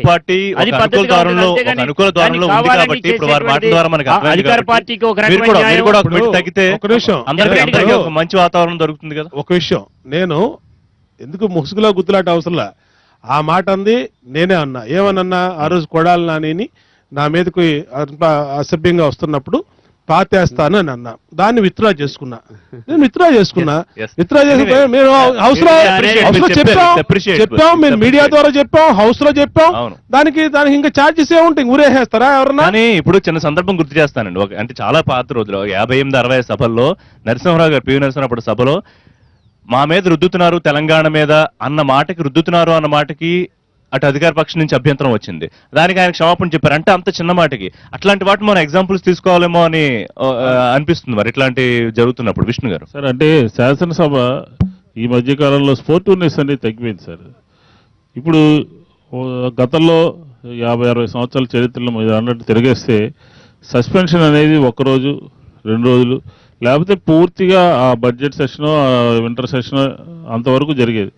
కానీ ఈ మధ్యకాలం చూస్తే సంవత్సరాలు అనేది అసలు చాలా కొంచెం ఇదిగా అనిపిస్తుంది, ఏకపక్షంగా జరుగుతున్నాయి అనిపిస్తుంది. పైగా నేను ఈ రోజు నుంచి రేపటి నుంచి సమావేశాలు జరుగుతూ ఉంటే మళ్ళీ నిన్న ప్రివిలేజ్ కమిటీ పెట్టి ఇంకొక సంవత్సరం అని చెప్పి లీక్ ఇవ్వడం జరిగింది. దీని ద్వారా ఈ ముందు సమావేశం అయ్యి పత్రికలు లీక్ ఇవ్వడం ద్వారా అంటే దే హావ్ రికమెండెడ్ టు సభకు రికమెండ్ చేశారు కనపడుతుంది కదా సార్. రేపు శాసనసభలో ప్రజల సమస్యలు తీసుకురావాలి, ప్రజల సమస్యలు పరిష్కరించాలి అనే భావన తక్కువగా కనపడుతుంది. పొలిటికల్ యాంగిల్లోకి వెళ్దామని చెప్పిన ఉద్దేశంతో ముందు రోజు దాన్ని లీక్ చేయడం జరిగింది. కాబట్టి ఖచ్చితంగా సమన్వయం పాటించాలి, కక్ష సాధింపు ధోరణి ఉండకూడదు, గొంతు నొక్కేటటువంటి కార్యక్రమం ఉండకూడదు, శాసనసభల హక్కులు కాపాడాలి. ఎవరైనా తప్పు చేసి ఉండొచ్చు, సారీ చెప్తారు, లేకపోతే క్షమాపణ చెప్తారు, అలాగైపోతుంది అంతే తప్ప సంవత్సరాలు. ఎందుకంటే అప్పుడు నియోజకవర్గ ప్రజలు ఎందుకంటే ఆ నియోజకవర్గంలో ప్రజల యొక్క సమస్యలు పరిష్కరించాలంటే ఒక శాసనసభ్యుడిని హక్కుల్ని హరిస్తూ ఉంటే 2 లక్షల మంది ఓటు వేసినటువంటి వాళ్ళు నియోజకవర్గంలో అందరూ కూడా ఇబ్బందులు పడతారు. కాబట్టి అలాంటిది సరైనటువంటి విధానం కాదు. నూతన శాసనసభలో అందరినీ కలుపుకెళ్లే దూరంలో మన శాసనసభ అధిపతి కూడా ఉండాలని చెప్పనేది అక్కడ మా యొక్క అభిప్రాయం. ముస్తఫా గారు మీరేం చెప్తారు సస్పెన్షన్ వ్యవహారం? ఎన్నుకోబడిన ఆమె రోజా గారు మరి 2,20,000 మంది మరి ప్రజా సమస్యల గురించి చెప్పుకోవాలి కాబట్టి మరి ఆమె ఏ సబ్సిడీ లేకుండా రేపు నూతన రాజధానిలో అంతా మంచి జరగాలని చెప్పేసి కోరుకొని మీరు కూడా అందరినీ పిలిపించి అందరినీ మరి సగటానికి ప్రయత్నం చేయాలి తప్ప ఆమెను సస్పెండ్ చేయడం అది న్యాయం కాదు, మంచి పద్ధతి కాదు. అంటే సభలు ఎలా జరుగుతాయి అనేది రేపు ఉదయమే తెలిసే అవకాశం ఉంటుందేమో. గవర్నర్ ప్రసంగం ఒక సజావుగా ఒక మంచి వాతావరణంలో జరిగితే అది కొంత మనకి ఒక రిఫ్లెక్షన్ అలా రకంగా ఉంటుందని భావించవచ్చు. కరెక్టే, సజావుగా జరిగే అవకాశాలు ఉన్నాయని అవ్వాలని మా కోరిక. కానీ ఇప్పుడు నుంచి లీక్ అయింది కదా, రోజా ఇంకో సంవత్సరం చేస్తానని చెప్తున్నారు కదా. ఆమె ఎమ్మెల్యే అంటే ప్రజల నుంచి ఎన్నుకోబడి వచ్చింది కదా, ప్రజాస్వామ్యం చెప్పుకొని వచ్చింది కదా. దానిలో క్లియర్ కట్ గా ఉద్యోగాలు ఇచ్చేది యువతని బాగు చేయడానికి, ఉద్యోగాలు ఇవ్వటానికి, నిరుద్యోగ భృతి, రైతన్నలకు సంబంధించి, నేతన్నలకు సంబంధించి ఇవన్నీ కూడా ఉంటే బానే ఉంటుంది. లేకుండా గనక ఈ బడ్జెట్ సమావేశాలు ప్రారంభిస్తే మాత్రం అది చూపర్లకి ఎత్తి చూపిస్తారు. గొడవ చేసే పరిస్థితి ఉండదు. ప్రసంగంలోనే ఎట్లా మీరు అనేది? గవర్నర్ ప్రసంగంలో చేసేటప్పుడే ఇవన్నిటిని కూడా తీసుకొస్తారు. మా ప్రభుత్వం ఇది చేసింది అనేటువంటి. ఆ ప్రభుత్వం చేసేటువంటి దానిలో డోక్రా వాళ్ళకి ఏం చేశారు, రైతులకి ఏం చేశారు, యూత్కి ఏం చేశారు, అన్ఎంప్లాయీస్కి ఏం చేశారు అనేటువంటిది బయటికి రావాలి. అవన్నీ కూడా చనిపోతున్నటువంటి వాళ్ళందరినీ ఆపడానికి ఏదైతే రైతులు ఉన్నారో ఆ వాటన్నిటికీ ఏం చేస్తున్నారనేది వస్తే బాగానే ఉంటుంది. అయినా కానీ కాముగా కూర్చున్నారని కూడా మీరు ఊరుకుంటారా? గవర్నర్ మీ అన్ని ప్రసంగం అంశాలు- గవర్నర్ ప్రసంగంలో చెప్తారు కాబట్టి అవన్నీ ఇప్పుడు కూడా అన్ని అంశాలకి అందుకే- సమాధానం చెప్పాల్సిన అవసరం ఉంది ప్రభుత్వం. ఇప్పుడు జగన్మోహన్ రెడ్డి గారు కొత్తగా ఒక లేఖల సాంప్రదాయం, ఒక మంచి సాంప్రదాయం వారు ప్రారంభించారు. నిరుద్యోగుల గురించి, వారి వృత్తి గురించి అడిగారు. మరి వీటన్నిటి కూడా ఇప్పుడు ప్రభుత్వం గవర్నర్ సమాధానం ప్రసంగాన్ని- చెప్పే పరిస్థితి ఉందా? గవర్నర్ ప్రసంగాన్ని పూర్తిగా వింటేనే కదా దాంట్లో ఏమున్నాయో లేదు అని, ఆ ప్రసంగానికి మధ్యలోనే అడ్డు తగలాలనేటువంటి ఆలోచన విధానం వైఎస్ఆర్దిగా కనపడతా ఉంది ఇప్పుడు ఆయన అభిప్రాయం ప్రకారం. ఆ విధంగా కాకుండా గవర్నర్ ప్రసంగంలోని పాఠ్యాంశం పూర్తిగా ఏమైతే ఉందో మొత్తం పూర్తిగా ఆయన చదివిన తర్వాత ఆయన వివరణ ఇచ్చి ఆయన మాట్లాడేటువంటిదంతా కూడా సందేశం విన్న తర్వాత అందులో రెండు ఉంటాయి. Next- ఒకటి ఇప్పటిదాకా గవర్నమెంట్ ఏ ప్రోగ్రెస్ నెక్స్ట్ చేసింది, రేపు ఏం అడ్రస్ దాని మీద ఎట్లా చేయబోతోంది, చర్చ ఉంది. ఈ రెండు ఉంటాయి. గవర్నర్ ప్రసంగానికి ధన్యవాదాలు చెప్పే దాంట్లో కూడా అందరూ కూడా చర్చలో మీరు కూడా పాల్గొంటారు కాబట్టి అప్పుడు దాని మీద వివరణ కోరచ్చు, దాని మీద ఉంటే సద్విమర్శ చేయొచ్చు. రెండవది రోజా గారు విషయం చెప్పారు. వైఎస్ఆర్సీపీ శాసనసభ్యులు నిజంగా ఆయనకి నేను ధన్యవాదాలు తెలుపుతా ఉన్నా. రోజా గారు తప్పు చేశారని చెప్పి ఈ యొక్క ఎన్టీవీ ద్వారా ప్రజలందరూ కూడా ఆయన వివరణ ఇచ్చారు. ఇప్పుడే ఒప్పుకుంది, ఆమె ఒప్పుకుంది అన్నారు చేసి అన్నారు. అంటే అంటే ఆమె కూడా కోర్టుకు వెళ్ళినప్పుడు తప్పు చేసి ఉంటే అప్పుడు అదే suspension తప్పు చేసి గురించి. ఉంటేనే తప్పు చేసి ఉంటేనే Right, right. మీరు ఒక రికార్డ్ చూడండి. తర్వాత రైట్ అన్నారు వారు. అంటే మొదటి సస్పెన్షన్ ఆయన ఓకే, fix చేయడంలా చేసింటే సరే సరే సరే చేసింటే తర్వాత కానీ రెండోసారి కోర్టుకి నిజంగా వెళ్ళింది ఆమె. కాదు, రెండోసారి ఒక నిమిషం. కోర్టు- ప్రభాకర్ చౌదరి గారు, రెండోసారి ప్రివిలేజ్ కమిటీ రికమెండ్ చేసినట్టుగా సభ కనుక కఠినమైన నిర్ణయం కోర్టుకి తీసుకుంటే వెళ్ళిందామా కోర్టుకి వెళ్ళిన తర్వాత మీరు అక్కడే స్పీకర్ గారి దగ్గరే తేల్చుకోమన్నారు కాబట్టి అవును. తప్పకుండా ఉమా గారు చెప్పినట్లే ఎవ్వరు కూడా రాగద్వేషాలు ఏముండవు. ఓకే. అందరూ కూడా మనం ప్రజలకు జవాబుదారుగా ఉండాలా, బాధ్యతాయుతంగా వివరించాలి కాబట్టి తప్పకుండా ఆ కవ్వింపు చర్యలకు పాల్పడకుండా సో ఉమ్మగారు ప్రభాకర్ చౌదరి గారి లాగా మనం అంతా ప్రయత్నం అధికార చేస్తాం. పక్షం సభ్యులంతా రేపు పెద్ద మనసుతో నిర్ణయం తీసుకోవాలి సభలో, అంతేగా? ఆ ప్రతిపక్షం కూడా దాంట్లో అలాగే support- ప్రతిపక్షం they will support అనేటువంటిది కదా. They will support సహకరిస్తే కదా. తప్పకుండా సభ అనేది లేదు, suspension- సజావుగా suspension సాగడానికి వ్యవహారం. వాళ్ళ యొక్క Suspension సహకారాన్ని మేము వ్యవహారం. కోరుతున్నాం. సస్పెన్షన్ ఎత్తివేయాలండి. ఎందుకంటే ఆమె కూడా ఎమ్మెల్యే కాబట్టి, ప్రజలతో ఎన్నుకున్న ఎమ్మెల్యే కాబట్టి తప్పకుండా. ఆ సస్పెన్షన్ ఎత్తివేయాలి. ఎత్తివేయాల్సిందే. ఎత్తివేయాలి. కానీ కొత్త గతంలో ఋషి కొత్త గారు రాష్ట్రంలో, కొత్త ఎప్పుడూ అసెంబ్లీలో లేనట్టు- అందరినీ హ్యాపీగా ఉండేట్టు ఎప్పుడూ ప్రయత్నం లేనట్టు చేయాలి. గతంలో మీరు అలా కరణం కాకుండా బలరాం గారు- గతంలో కరణం బలరాం గారిని ఎత్తివేయాలనుకుంటున్నారా? ఓకే, అలా అయితే మంచిదే, అలా అయితే మంచిదే. అందుకే అన్నాను కదా, మిగతా కరణం సభ్యులందరూ కూడా బలరాం గారిని- వారిలాగా Right. పెద్ద మనసు కరణం బలరాం చేసుకోవాలని గారిని రాజశేఖర రెడ్డి గారు ఉన్న ప్రభుత్వం అప్పుడు కూడా ఆయన కూడా సభ నుంచి ఎన్ని నెలల పాటు బహిష్కరించారో అది కూడా ఆలోచించండి. కరణం బలరాం గారు బయట మాట్లాడలేదు. హాజరవ్వలేదు, సభలో మాట్లాడలేదు, కమిటీ బయట ముందుకే మాట్లాడలేదు. హాజరవ్వలేదు, గుర్తుపెట్టుకోండి. సభలో ఆయన గనక కమిటీ ముందుకు హాజరైతే చేస్తే బాగా కమిటీ పిలిచి నోటీసులు ఇచ్చి ఆయన చేసినా ఇక్కడ కానీ కూడా ఇక్కడ కరణం లోపాలు బలరాం గారు మాట్లాడుకుంటే రారా? సభ వెలుపల మాట్లాడాడు. వస్తే గనక బాగానే సభలో ఉంది. మాట్లాడాడు. కమిటీ సభ్యుడిగా ఉన్న ఆలోచించాలి కదా. రామచంద్రారెడ్డి గారు నేను హాజరు కాలేదు కమిటీ మీటింగ్, ప్రివిలేజ్ కమిటీ సమావేశానికి. సో ఇట్లాంటి లోపాలు కూడా ఉన్నాయి కదా. ఇక్కడ మీరు ఆ మాట అన్నారు కాబట్టి చెప్పాల్సి వస్తుంది. రేపు మార్నింగ్ 10 గంటలకి మీటింగ్ అంటే రాత్రి 7 గంటలకు ఫోన్ చేసి రేపు మార్నింగ్ మీటింగ్ అంటే అది సభ్యులు రావాలని చెప్పిన ఏకపక్షంగా పాస్ చేసుకోవాలన్నా. కాబట్టి అది కాదు, ఒక 2 రోజుల ముందు నోటీస్ ఇచ్చి అందులో డిస్కస్ చేసి ఫర్దర్ గా జరగకుండా చూసేటటువంటి బాధ్యత తీసుకోవాలి. అంతే తప్ప కమిటీ రేపు మార్నింగ్ 10 o'clock మీటింగ్ ఉందని రాత్రి 7 గంటలకు చెప్తే ఎక్కడో ఉన్న మనిషి ఏ విధంగా సో వస్తారు? ఈ సమావేశం కాబట్టి ఈ ఇంకో సమావేశాల్లో ఈ ఫిరాయింపుల అంశం కూడా చర్చకొచ్చే అవకాశం ఉంటుందా? పార్టీ ఫిరాయింపుల మేము అంశం అదే అడుగుతున్నామండి. మొన్న గవర్నర్ గారు చెప్పినటువంటి దాని గురించి కూడా ఏం మాట్లాడి తెలంగాణలో ఒక రకమైనటువంటి విధానం, ఆంధ్రాలో ఒక రకమైన విధానం తీసుకోవద్దు అనేటువంటిది చెప్తున్నాం. అది చెప్పమనండి. వాటి కూడా అది కూడా ఆయన ప్రసంగంలో వస్తుంది. ఎందుకు చేయాల్సి వచ్చింది, ఏ రకంగా ఉంది, నా గడప కూడా తొక్కడానికి వీల్లేదు అనేటువంటిది మరి మాట్లాడుతూ ఉన్నారు కాబట్టి దాన్ని కూడా రావాలి. అది గవర్నర్ గారు అన్నారు. గవర్నర్ గారే అన్నారు కదా, అవన్నీ కూడా రావడానికి వీల్లేదు, మా దగ్గరికి రావడానికి మంత్రుల కూడా గురించి వీల్లేదు. పార్టీ ఆ. మారిన వాళ్ళ మంది ఉమ్మగారు, పార్టీ ఫిరాయింపుల అంశంలో మరి ప్రభుత్వం ఏం చెప్పదలుచుకుంది? ఇప్పుడు ఒకటండి, పార్టీ ఫిరాయింపులు అనేది ఈ ఆంధ్రప్రదేశ్ నూతన రాష్ట్రంలో మొట్టమొదటిది కాదు. సమైక్య రాష్ట్రంలో ఆ రోజు రాజశేఖర రెడ్డి గారు టీఆర్ఎస్ గవర్నమెంట్ లో 14 మంది శాసనసభ్యుల్ని ఏ విధంగా తీసుకున్నాడో అందరికీ తెలుసు. అలాగే వైఎస్ జగన్మోహన్ రెడ్డి గారు కొడాలి నాని అనే వ్యక్తిని 2 సంవత్సరాల ముందు ఏ విధంగా పార్టీలో చేర్చుకున్నాడు, ఎందుకు రాజీనామా చేయించలేదు, ఎందుకు రాజీనామా చేసి ఎన్నికలు వెళ్ళలేదో మరి వైఎస్ఆర్ కాంగ్రెస్ పార్టీ మాట్లాడాలి. అంటే కొడాలి నాని 2 సంవత్సరాల ముందు చేరాడు కరెక్ట్. తెలుగుదేశం పార్టీ శాసనసభ్యుడిగా. మందా ఇంకో విషయం జగన్నాథం, చెప్తా ఉన్నా. ఆదికేశవ ఇంకో నాయుడు విషయం చెప్తా చాలా మంది ఉన్నా. చేసుకున్నారు. సంవత్సరం పాటు సస్పెండ్ చేయలేదు, ఎక్కడా లేదు, కొత్త సాంప్రదాయాలని చెప్పే మేధావులు ఒక్కసారి పార్లమెంట్ ప్రెసిడెంట్ చూసుకుంటే ఇందిరాగాంధీ గారి టైంలోనే ఆ రోజు పార్లమెంట్ సభ్యుల్ని చేశారు.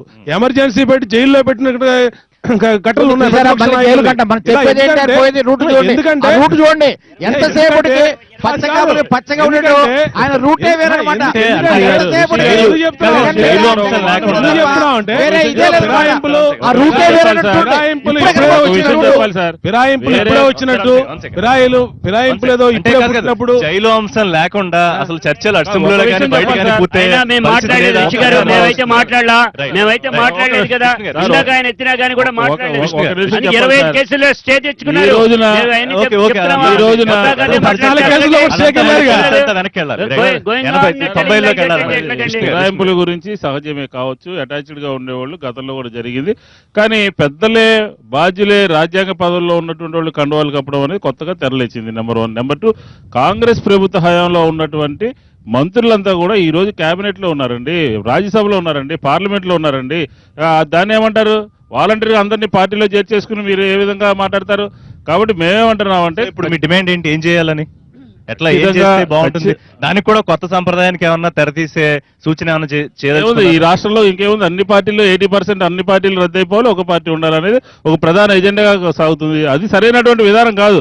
ఏదైతే గవర్నర్ గారు చెప్పారో, ఏదైతే గవర్నర్ గారు పార్టీ ఫిరాయించినటువంటి వ్యక్తుల్ని తీసుకురావద్దు, కేబినెట్ లో తీసుకురావద్దు, కొంచెం పాటించాలి, నియమ నిబంధనలు పాటించాలి, సంస్కృతి సాంప్రదాయాలు పాటించాలి, ఆ విధంగా పోవాలి. అంతే తప్ప గవర్నర్ గారు చెప్పినా మళ్ళీ కూడా ఎలక్షన్ పెట్టమని చెప్పండి. రాజీనామా చేయించేసి మళ్ళీ ఎలక్షన్ పెట్టమని చెప్పండి. అప్పుడే అర్థమైపోతుంది. ఫైనల్ గా పాయింట్ చెప్తారు సార్. దానికి ఉమ్మగారు ఒక కొత్త రూలింగ్, ఒక కొత్త విధానం చెప్తారు.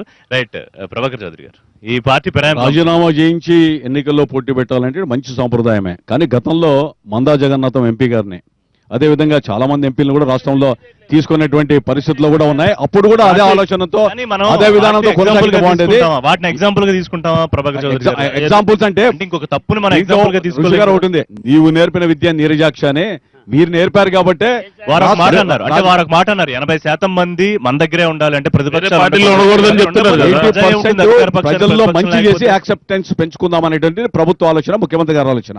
దివాకర్ రెడ్డి గారిని కదా. దివాకర్ రెడ్డి గారిని ఎందుకు అపోజ్ చేస్తున్నట్టు చౌదరి గారు ఎవరు oppose చేస్తున్నారు?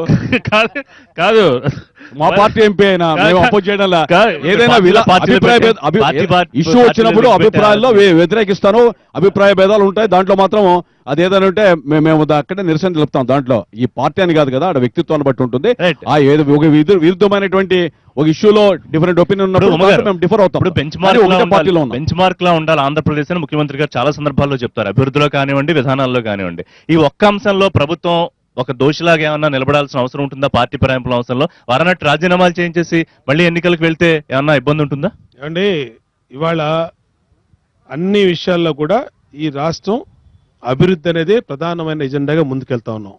పొద్దాక ఎన్నికలు పెట్టుకొని, పొద్దాక ప్రజాధనం టైం వృధా చేసుకొని ఇష్టం వచ్చినట్టు వెళ్ళటం కాదు. వాళ్ళకి సరదా ఉంది ఎన్నికల గురించి. ఒక నిమిషం మాట్లాడదు ముస్తాఫా గారు, మీకే ఇస్తాం మైక్, మీ చేతిలో ఉంది. One second. మీకు అంత ఇప్పుడు మీకు అంత ఎన్నికలంటే సరదాగా ఉంది. మిగతా మీ దగ్గర 40-30 సభ్యులు ఉన్నారు. వాళ్ళు రాజీనామా చేసి ఎన్నికలకు వెళ్ళండి. ఎవరొద్దన్నారు? అదే నేను చెప్పేది. ఇవాళ ఎవరు వద్దలేదు కదా, వాళ్ళు తప్పు చేస్తే ఎవరు వద్దలేదు కదా, పార్లమెంట్ న్యాయం సభ్యులు ఉన్నారు. గతంలో రాజీనామా చేసి ఎన్నికలకు జగన్మోహన్ రెడ్డి గారు మొత్తం ఎమ్మెల్యేలు మొత్తం రాజీనామా చేసి తెలుగుదేశం, మళ్ళీ ఎలక్షన్ చేశారు. అవునా కాదా? ఈ ప్రభుత్వానికి అనేకమైన పనులు ఉన్నాయి. ఈ రాష్ట్రం అభివృద్ధి చెందాలి, ఈ రాష్ట్రం ప్రజలు బాగుండాలి, ఈ రాష్ట్రంలో ఒక పైసా దుర్వినియోగం కాకుండా పైసా కూడబెట్టి పేద వర్గాల కోసం పనిచేయాలని ఈ రాష్ట్ర ముఖ్యమంత్రి చంద్రబాబు నాయుడు గారి నిర్ణయం. కానీ అంతే తప్పితే వారిని ఎవరిని ఇప్పుడు మంత్రివర్గంలో తీసుకునే అవకాశం లేదు కదా. ఒకవేళ వారు అన్నట్టు గవర్నర్ గారు దానికి ఒప్పుకునే అవకాశం ఉండకపోవచ్చు. ఏమంటే ఒప్పుకోలేదనే ఆయన ఎవరు గవర్నర్ గారు వచ్చి ఈయన ఎవరికి ఫోన్ చేసి చెప్పలా ఇప్పుడు మాట్లాడే వాళ్ళకి, లేదంటే ఎక్కడ మీడియాలో ఎక్కడ చెప్పలా. ఏమైనా వచ్చినాయి, ఫెయిలర్స్ వచ్చినాయి, ఫెయిలర్స్ వచ్చినాయి అంతే తప్పితే రాజ్యాంగ పరంగా ఇవాళ రాజ్యాంగ పరంగా ఎక్కడైతే ఏ హక్కులైతే మన గవర్నర్ గారికి ఉంటాయో ఆయన ఉపయోగిస్తాడు, స్పీకర్ గారు ఉంటాయో ఆయన ముఖ్యమంత్రి గారికి ఉంటాయో వాళ్ళు, అంతేగాని రాజ్యాంగానికి అతీతంగా ఎవరు ప్రవర్తించడానికి లేదు ఇక్కడ. ఇంత పెద్ద డెమోక్రటిక్ కంట్రీలో ఇది ఎవరు వ్యక్తి ఎవరు ఇష్టం వచ్చిన వాళ్ళు చేసేస్తామంటే కుదరదు. గవర్నర్ గారైనా సరే, ముఖ్యమంత్రి గారైనా సరే, స్పీకర్ గారైనా సరే రాజ్యాంగాన్ని లోబడే చేస్తారు. రాజ్యాంగంలో ఏమైతే ఉంటే దాన్ని ఆమోదించాల్సిన అవసరం అందరికీ ఉంటుంది. ఇప్పుడు మీరు ఏమేమి రేజ్ చేయదలుచుకున్నారు? సరే, అలాగే ఒక్క నిమిషం ముస్తఫా గారు మాట్లాడేటప్పుడు ముందు ఒక మాట. ఇదే తెలుగుదేశం అధినేత తలసాని గారిని తీసుకున్నారు, ఎందుకు తీసుకున్నారు, తీసుకోవడం తప్పు అని కోర్టుకు వెళ్ళారు, అక్కడ మాట్లాడారు. మరి ఇక్కడ ఎందుకండి ఇది ఒప్పు అది తప్ప? నాకు అర్థం కాదు. ఇప్పుడు వారు బోండా గారు మాట్లాడేటువంటి దాంట్లోనే రెండున్నాయి. మొత్తం అంతా సమయం వృధా అయిపోతుంది, ఎన్నికలంటే మీ ఇష్టమేమో అలాంటి పెట్టడానికి లేదు అని అంటూనే మీరందరూ రాజీనామా చేయండి అంటారు. అంటే దాని అర్థం ఏంటండి? అంటే మేము ఒక్కడమే ఉండాలి, మేము ఒక్కడమే కొండలోనే ఉండాలి, మేమంతా దుడ్డుగా ఉండాలంటే ఎట్లా కుదురుతుందండి? అదే కాదు కదండి. ముస్తఫా గారు, ముస్తఫా గారు, ఏ అంశాలు ప్రధానంగా మీరు హైలైట్ చేయదలుచుకున్నారు రేపు సభలో ప్రభుత్వాన్ని ప్రశ్నించదలుచుకున్నారు? అంటే మరీ ముఖ్యంగా ఏంటంటే ప్రజల అవసరాలను, ప్రజలు ఏ విధంగా అవసరాలు ఉండి అవసరించడానికి మనం ప్రశ్నించుకున్నాం. కానీ బడ్జెట్ లో కూడా చాలా అంటే పేరుకు అంకెల్లో గ్యారెంటీ చూపిస్తారు తప్ప బడ్జెట్ లో ఉన్న వాస్తవాన్ని పెట్టట్లేదు. ఒకవేళ పెట్టినా కూడా అవి సరిగా వాడట్లేదు. దీని మీద గురించి ఏదో గట్టిగా మధ్య చేసుకున్నాం. తర్వాత గతంలో చంద్రబాబు నాయుడు గారు మరి ఎన్నో మాటలు చెప్పారు, ఎన్నెన్నో మాటలు. ఉద్యోగాలు ఇప్పిస్తున్నారు, తర్వాత వృత్తి అన్నారు, తర్వాత రైతుల రుణమాఫీ అన్నారు, అంటే ఎన్నైనా చెప్పారు. ఆ చెప్పిన దాన్ని మనం రేపు నడపమని చెప్పేసి ఆ విధాన్ని అమలు చేయమని చెప్పేసి దాని గురించి డిమాండ్ చేయబోతున్నాం అనమాట. ఇప్పుడు ఒకటండి, ముస్తాఫా గారు అడిగిన దానికి ప్రభుత్వం సిద్ధంగా ఉంటుంది సమాధానం. ఎందుకంటే ఎన్ని ఓపెన్ డాక్యుమెంట్స్ దాచుకోవడానికి ఏదో ప్రతిపక్ష నాయకుడిగా ఆయనకి ఏ సమస్య మీద ఏ బడ్జెట్ డౌట్ ఉందో, ఏ పద్దు మీద డౌట్ ఉందో నాకు స్పెసిఫిక్ గా నాకు ఈ పద్దు మీద ఏదైనా మీరు వ్యవసాయానికి ఎంత పెట్టారు, ఏంటి ఇరిగేషన్ ఎంత పెట్టారు, వెల్ఫేర్ కి ఎంత పెట్టారు, లేదంటే బీసీలకు ఎంత పెట్టారు, దీని మీద ఏంటి మీరు క్లారిఫికేషన్ ఇవ్వమంటే అది చీఫ్ సెక్రటరీ ఇస్తారు. దానికి దాచుకునే డాక్యుమెంట్లు ఏం కావు, ఎన్ని ఓపెన్ డాక్యుమెంట్స్. బడ్జెట్ ఎక్స్పెండిచర్ అంతా కూడా పెట్టిన దాన్ని కానీ ఖర్చు కానీ ఎన్ని పారదర్శకంగా ఉంటాయి. ప్రతిపక్ష నాయకుడు గారుగా వారికి అన్ని హక్కులు ఉంటాయి, వారు అడిగితే చీఫ్ సెక్రటరీ గారు ఇస్తారు, అందరూ ఇస్తారు. అట్లాగే ఇవాళ తెలుగుదేశం ప్రభుత్వం ఏదైతే కమిట్మెంట్ అయిందో అన్నిట్లు కూడా చేస్తా ఉన్నాం.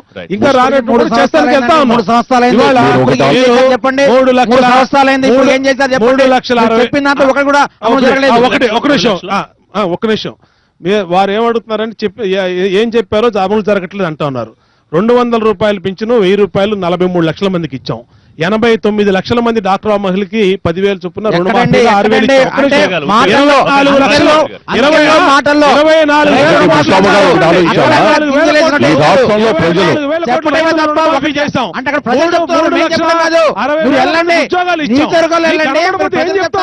ప్రజలు రాష్ట్రంలో ఇరిగేషన్ ప్రాజెక్ట్ 22,000 కోట్లు ఖర్చు పెట్టాం. ఏంటంటే రుణమాఫీ ఒకటి, నిరుద్యోగ భృతి ఒకటి, దాని మీద అయితే రేపు సమాధానం చెప్పాల్సిన అవసరం ఉంది. తప్పకుండా. ఎందుకంటే ఈ రాష్ట్రంలో చంద్రబాబు నాయుడు గారు ఈ లోటు బడ్జెట్ తో రాష్ట్రాన్ని సమర్థవంతంగా ఆయనే నిర్వహించగలడు ముఖ్యమంత్రిగా అని చెప్పి మమ్మల్ని అందరూ కూడా మెజారిటీ శాసనసభ్యులు గెలిపించారు కాబట్టి ప్రజల రుణం తీసుకోవాల్సిన బాధ్యత మా మీద ఉంది. ఏ హామీలు ఇచ్చామో అమలు చేస్తా ఉంటే భవిష్యత్తులో మరి తిరిగి అధికారంలోకి రాలేమో, మళ్ళీ తెలుగుదేశం ప్రభుత్వం వస్తుంది ముఖ్యమంత్రి వస్తున్న ఆలోచనతో వాళ్ళు విమర్శలు చేయడం ప్రతిపక్షంగా వాళ్ళకి సహజమైనటువంటి ఆలోచన. రుణమాఫీ రైతులు సంతృప్తికరంగా ఉన్నారు, రైతులు సంతృప్తికరంగా ఉన్నారు, వైఎస్ఆర్సీపీ పార్టీ సంతృప్తికరంగా లేదు. ఇప్పుడు అనేక సందర్భాల్లో మాట్లాడుతూ 80% ప్రజలు సంతృప్తితో ఉండాలి, మళ్ళీ తెలుగుదేశమే 2050 దాకా అధికారంలో ఉండాలి అని ప్రజల మనసుల్లో మనం గూడు కట్టుకోవాలని ఆయన చాలా సందర్భాల్లో చెప్తూ ఉంటారు. సో ఆ రకంగానే వెళ్తుందని భావిస్తున్నారా? సార్ ఎక్కడ జరుగుతుంది సార్? ముఖ్యమంత్రి గారు ప్రతి రివ్యూ మీటింగ్లోనూ ఎమ్మెల్యేలు, ఎంపీలు, మంత్రులు జాతకాలన్నీ మా దగ్గర ఉన్నాయి, గ్రేడింగ్ ఇచ్చామంటున్నారు.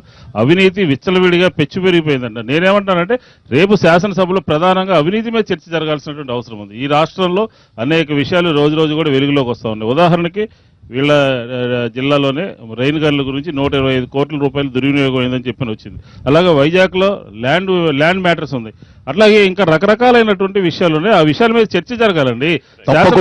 శాసనసభలో అవినీతి మీద ప్రధానంగా చర్చ జరగాలి. నెంబర్ 1.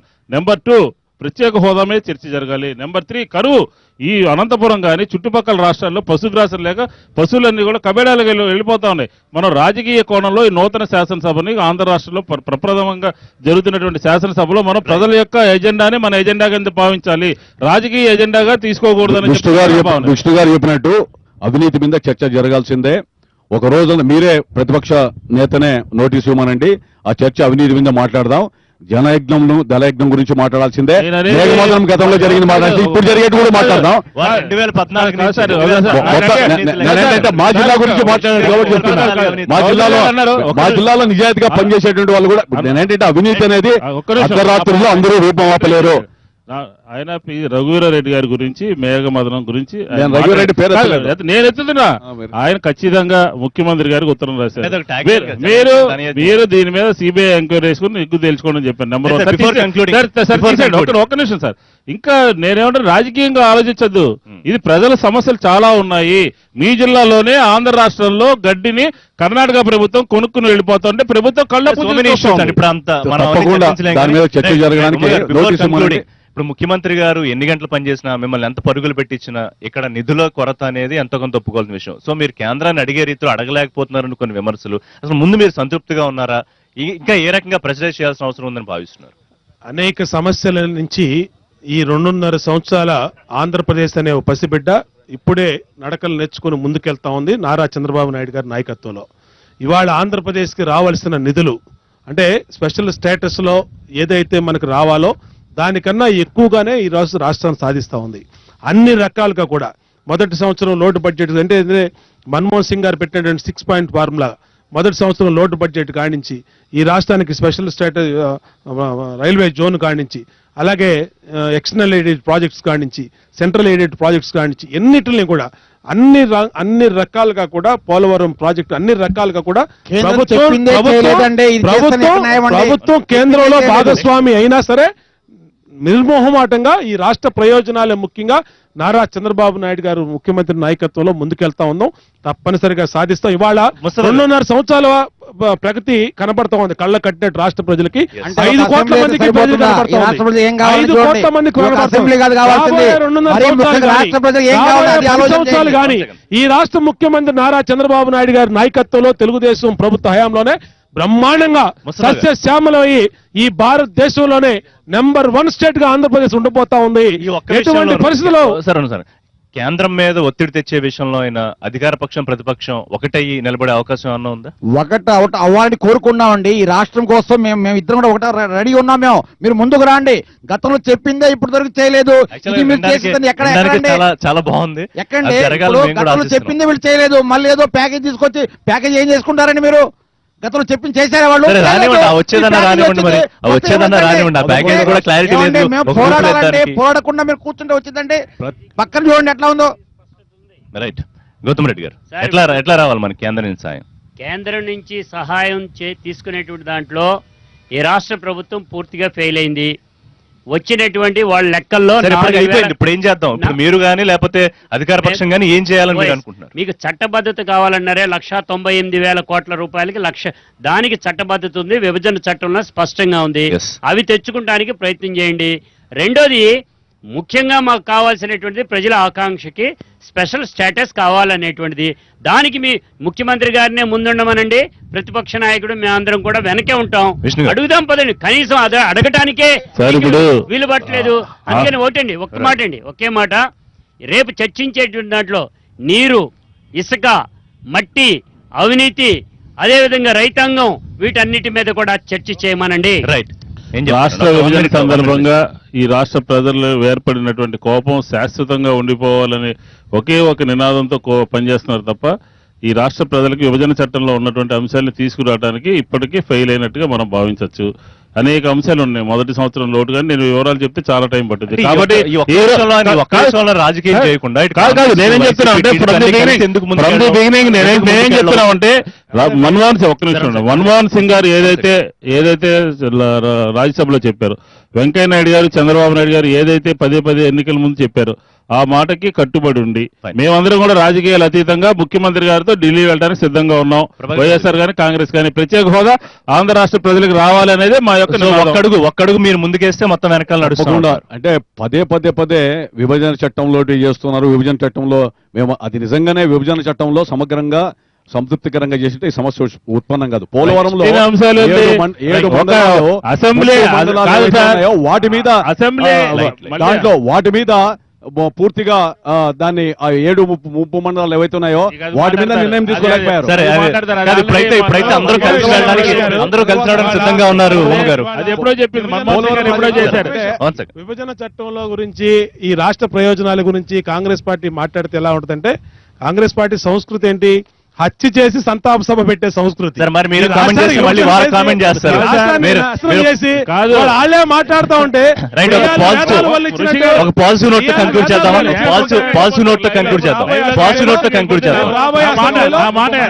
నా మాట చెప్పమనండి. సో, నేనేం చెప్తున్నాను రైట్. కాదు ఋషి గారు ఒక్క నిమిషం ఆయన మాట్లాడింది నేను కౌంటర్ చేయాలి. చెప్పండి. మేమేమంటున్నామంటే ఇప్పటికే కాంగ్రెస్ మళ్ళీ ఇంకా వద్దు, అందుకే పాజిటివ్ నోట్ తో కన్క్లూడ్ చాలా చేద్దాం. దారుణమైన విషయం రైట్, అండి. రైట్. ఫైనల్ దారుణమైన టైం విషయం. 30 ఏం seconds. పెడితే మాట్లాడితే ప్రజలు చూస్తున్నారు 30 సార్. seconds. రేపు అసెంబ్లీలో- మేమేమంటున్నామంటే రేపు ఒకే అసెంబ్లీలో నిర్మాణాత్మక ప్రతిపక్ష పార్టీగా వైఎస్ఆర్ కాంగ్రెస్ పార్టీ, పాలక పక్షిగా తెలుగుదేశం ఒకే పార్టీ ఒక విషయం అండి. ఖచ్చితంగా ఈ రాష్ట్రానికి ఖచ్చితంగా ప్రత్యేక రాష్ట్ర హోదానే సమస్యల్ని, సంజీవిని, రాష్ట్రానికి ఆంధ్ర రాష్ట్ర రావాల్సిన ప్రజల యొక్క benefits హక్కు ని ప్రత్యేక హోదా పూర్తి స్థాయిలో అది కాంగ్రెస్ సాధిస్తామండి. పార్టీ ద్వారానే సాధ్యమో. సాధిస్తాం. అంతే తప్ప విభజన అంతేగాని సందర్భంగా వచ్చినటువంటి పార్లమెంట్లో గుర్తుపెట్టుకోండి, గుర్తుపెట్టుకోండి, శాశ్వతంగా మీరు కోపంగా ఉండండి.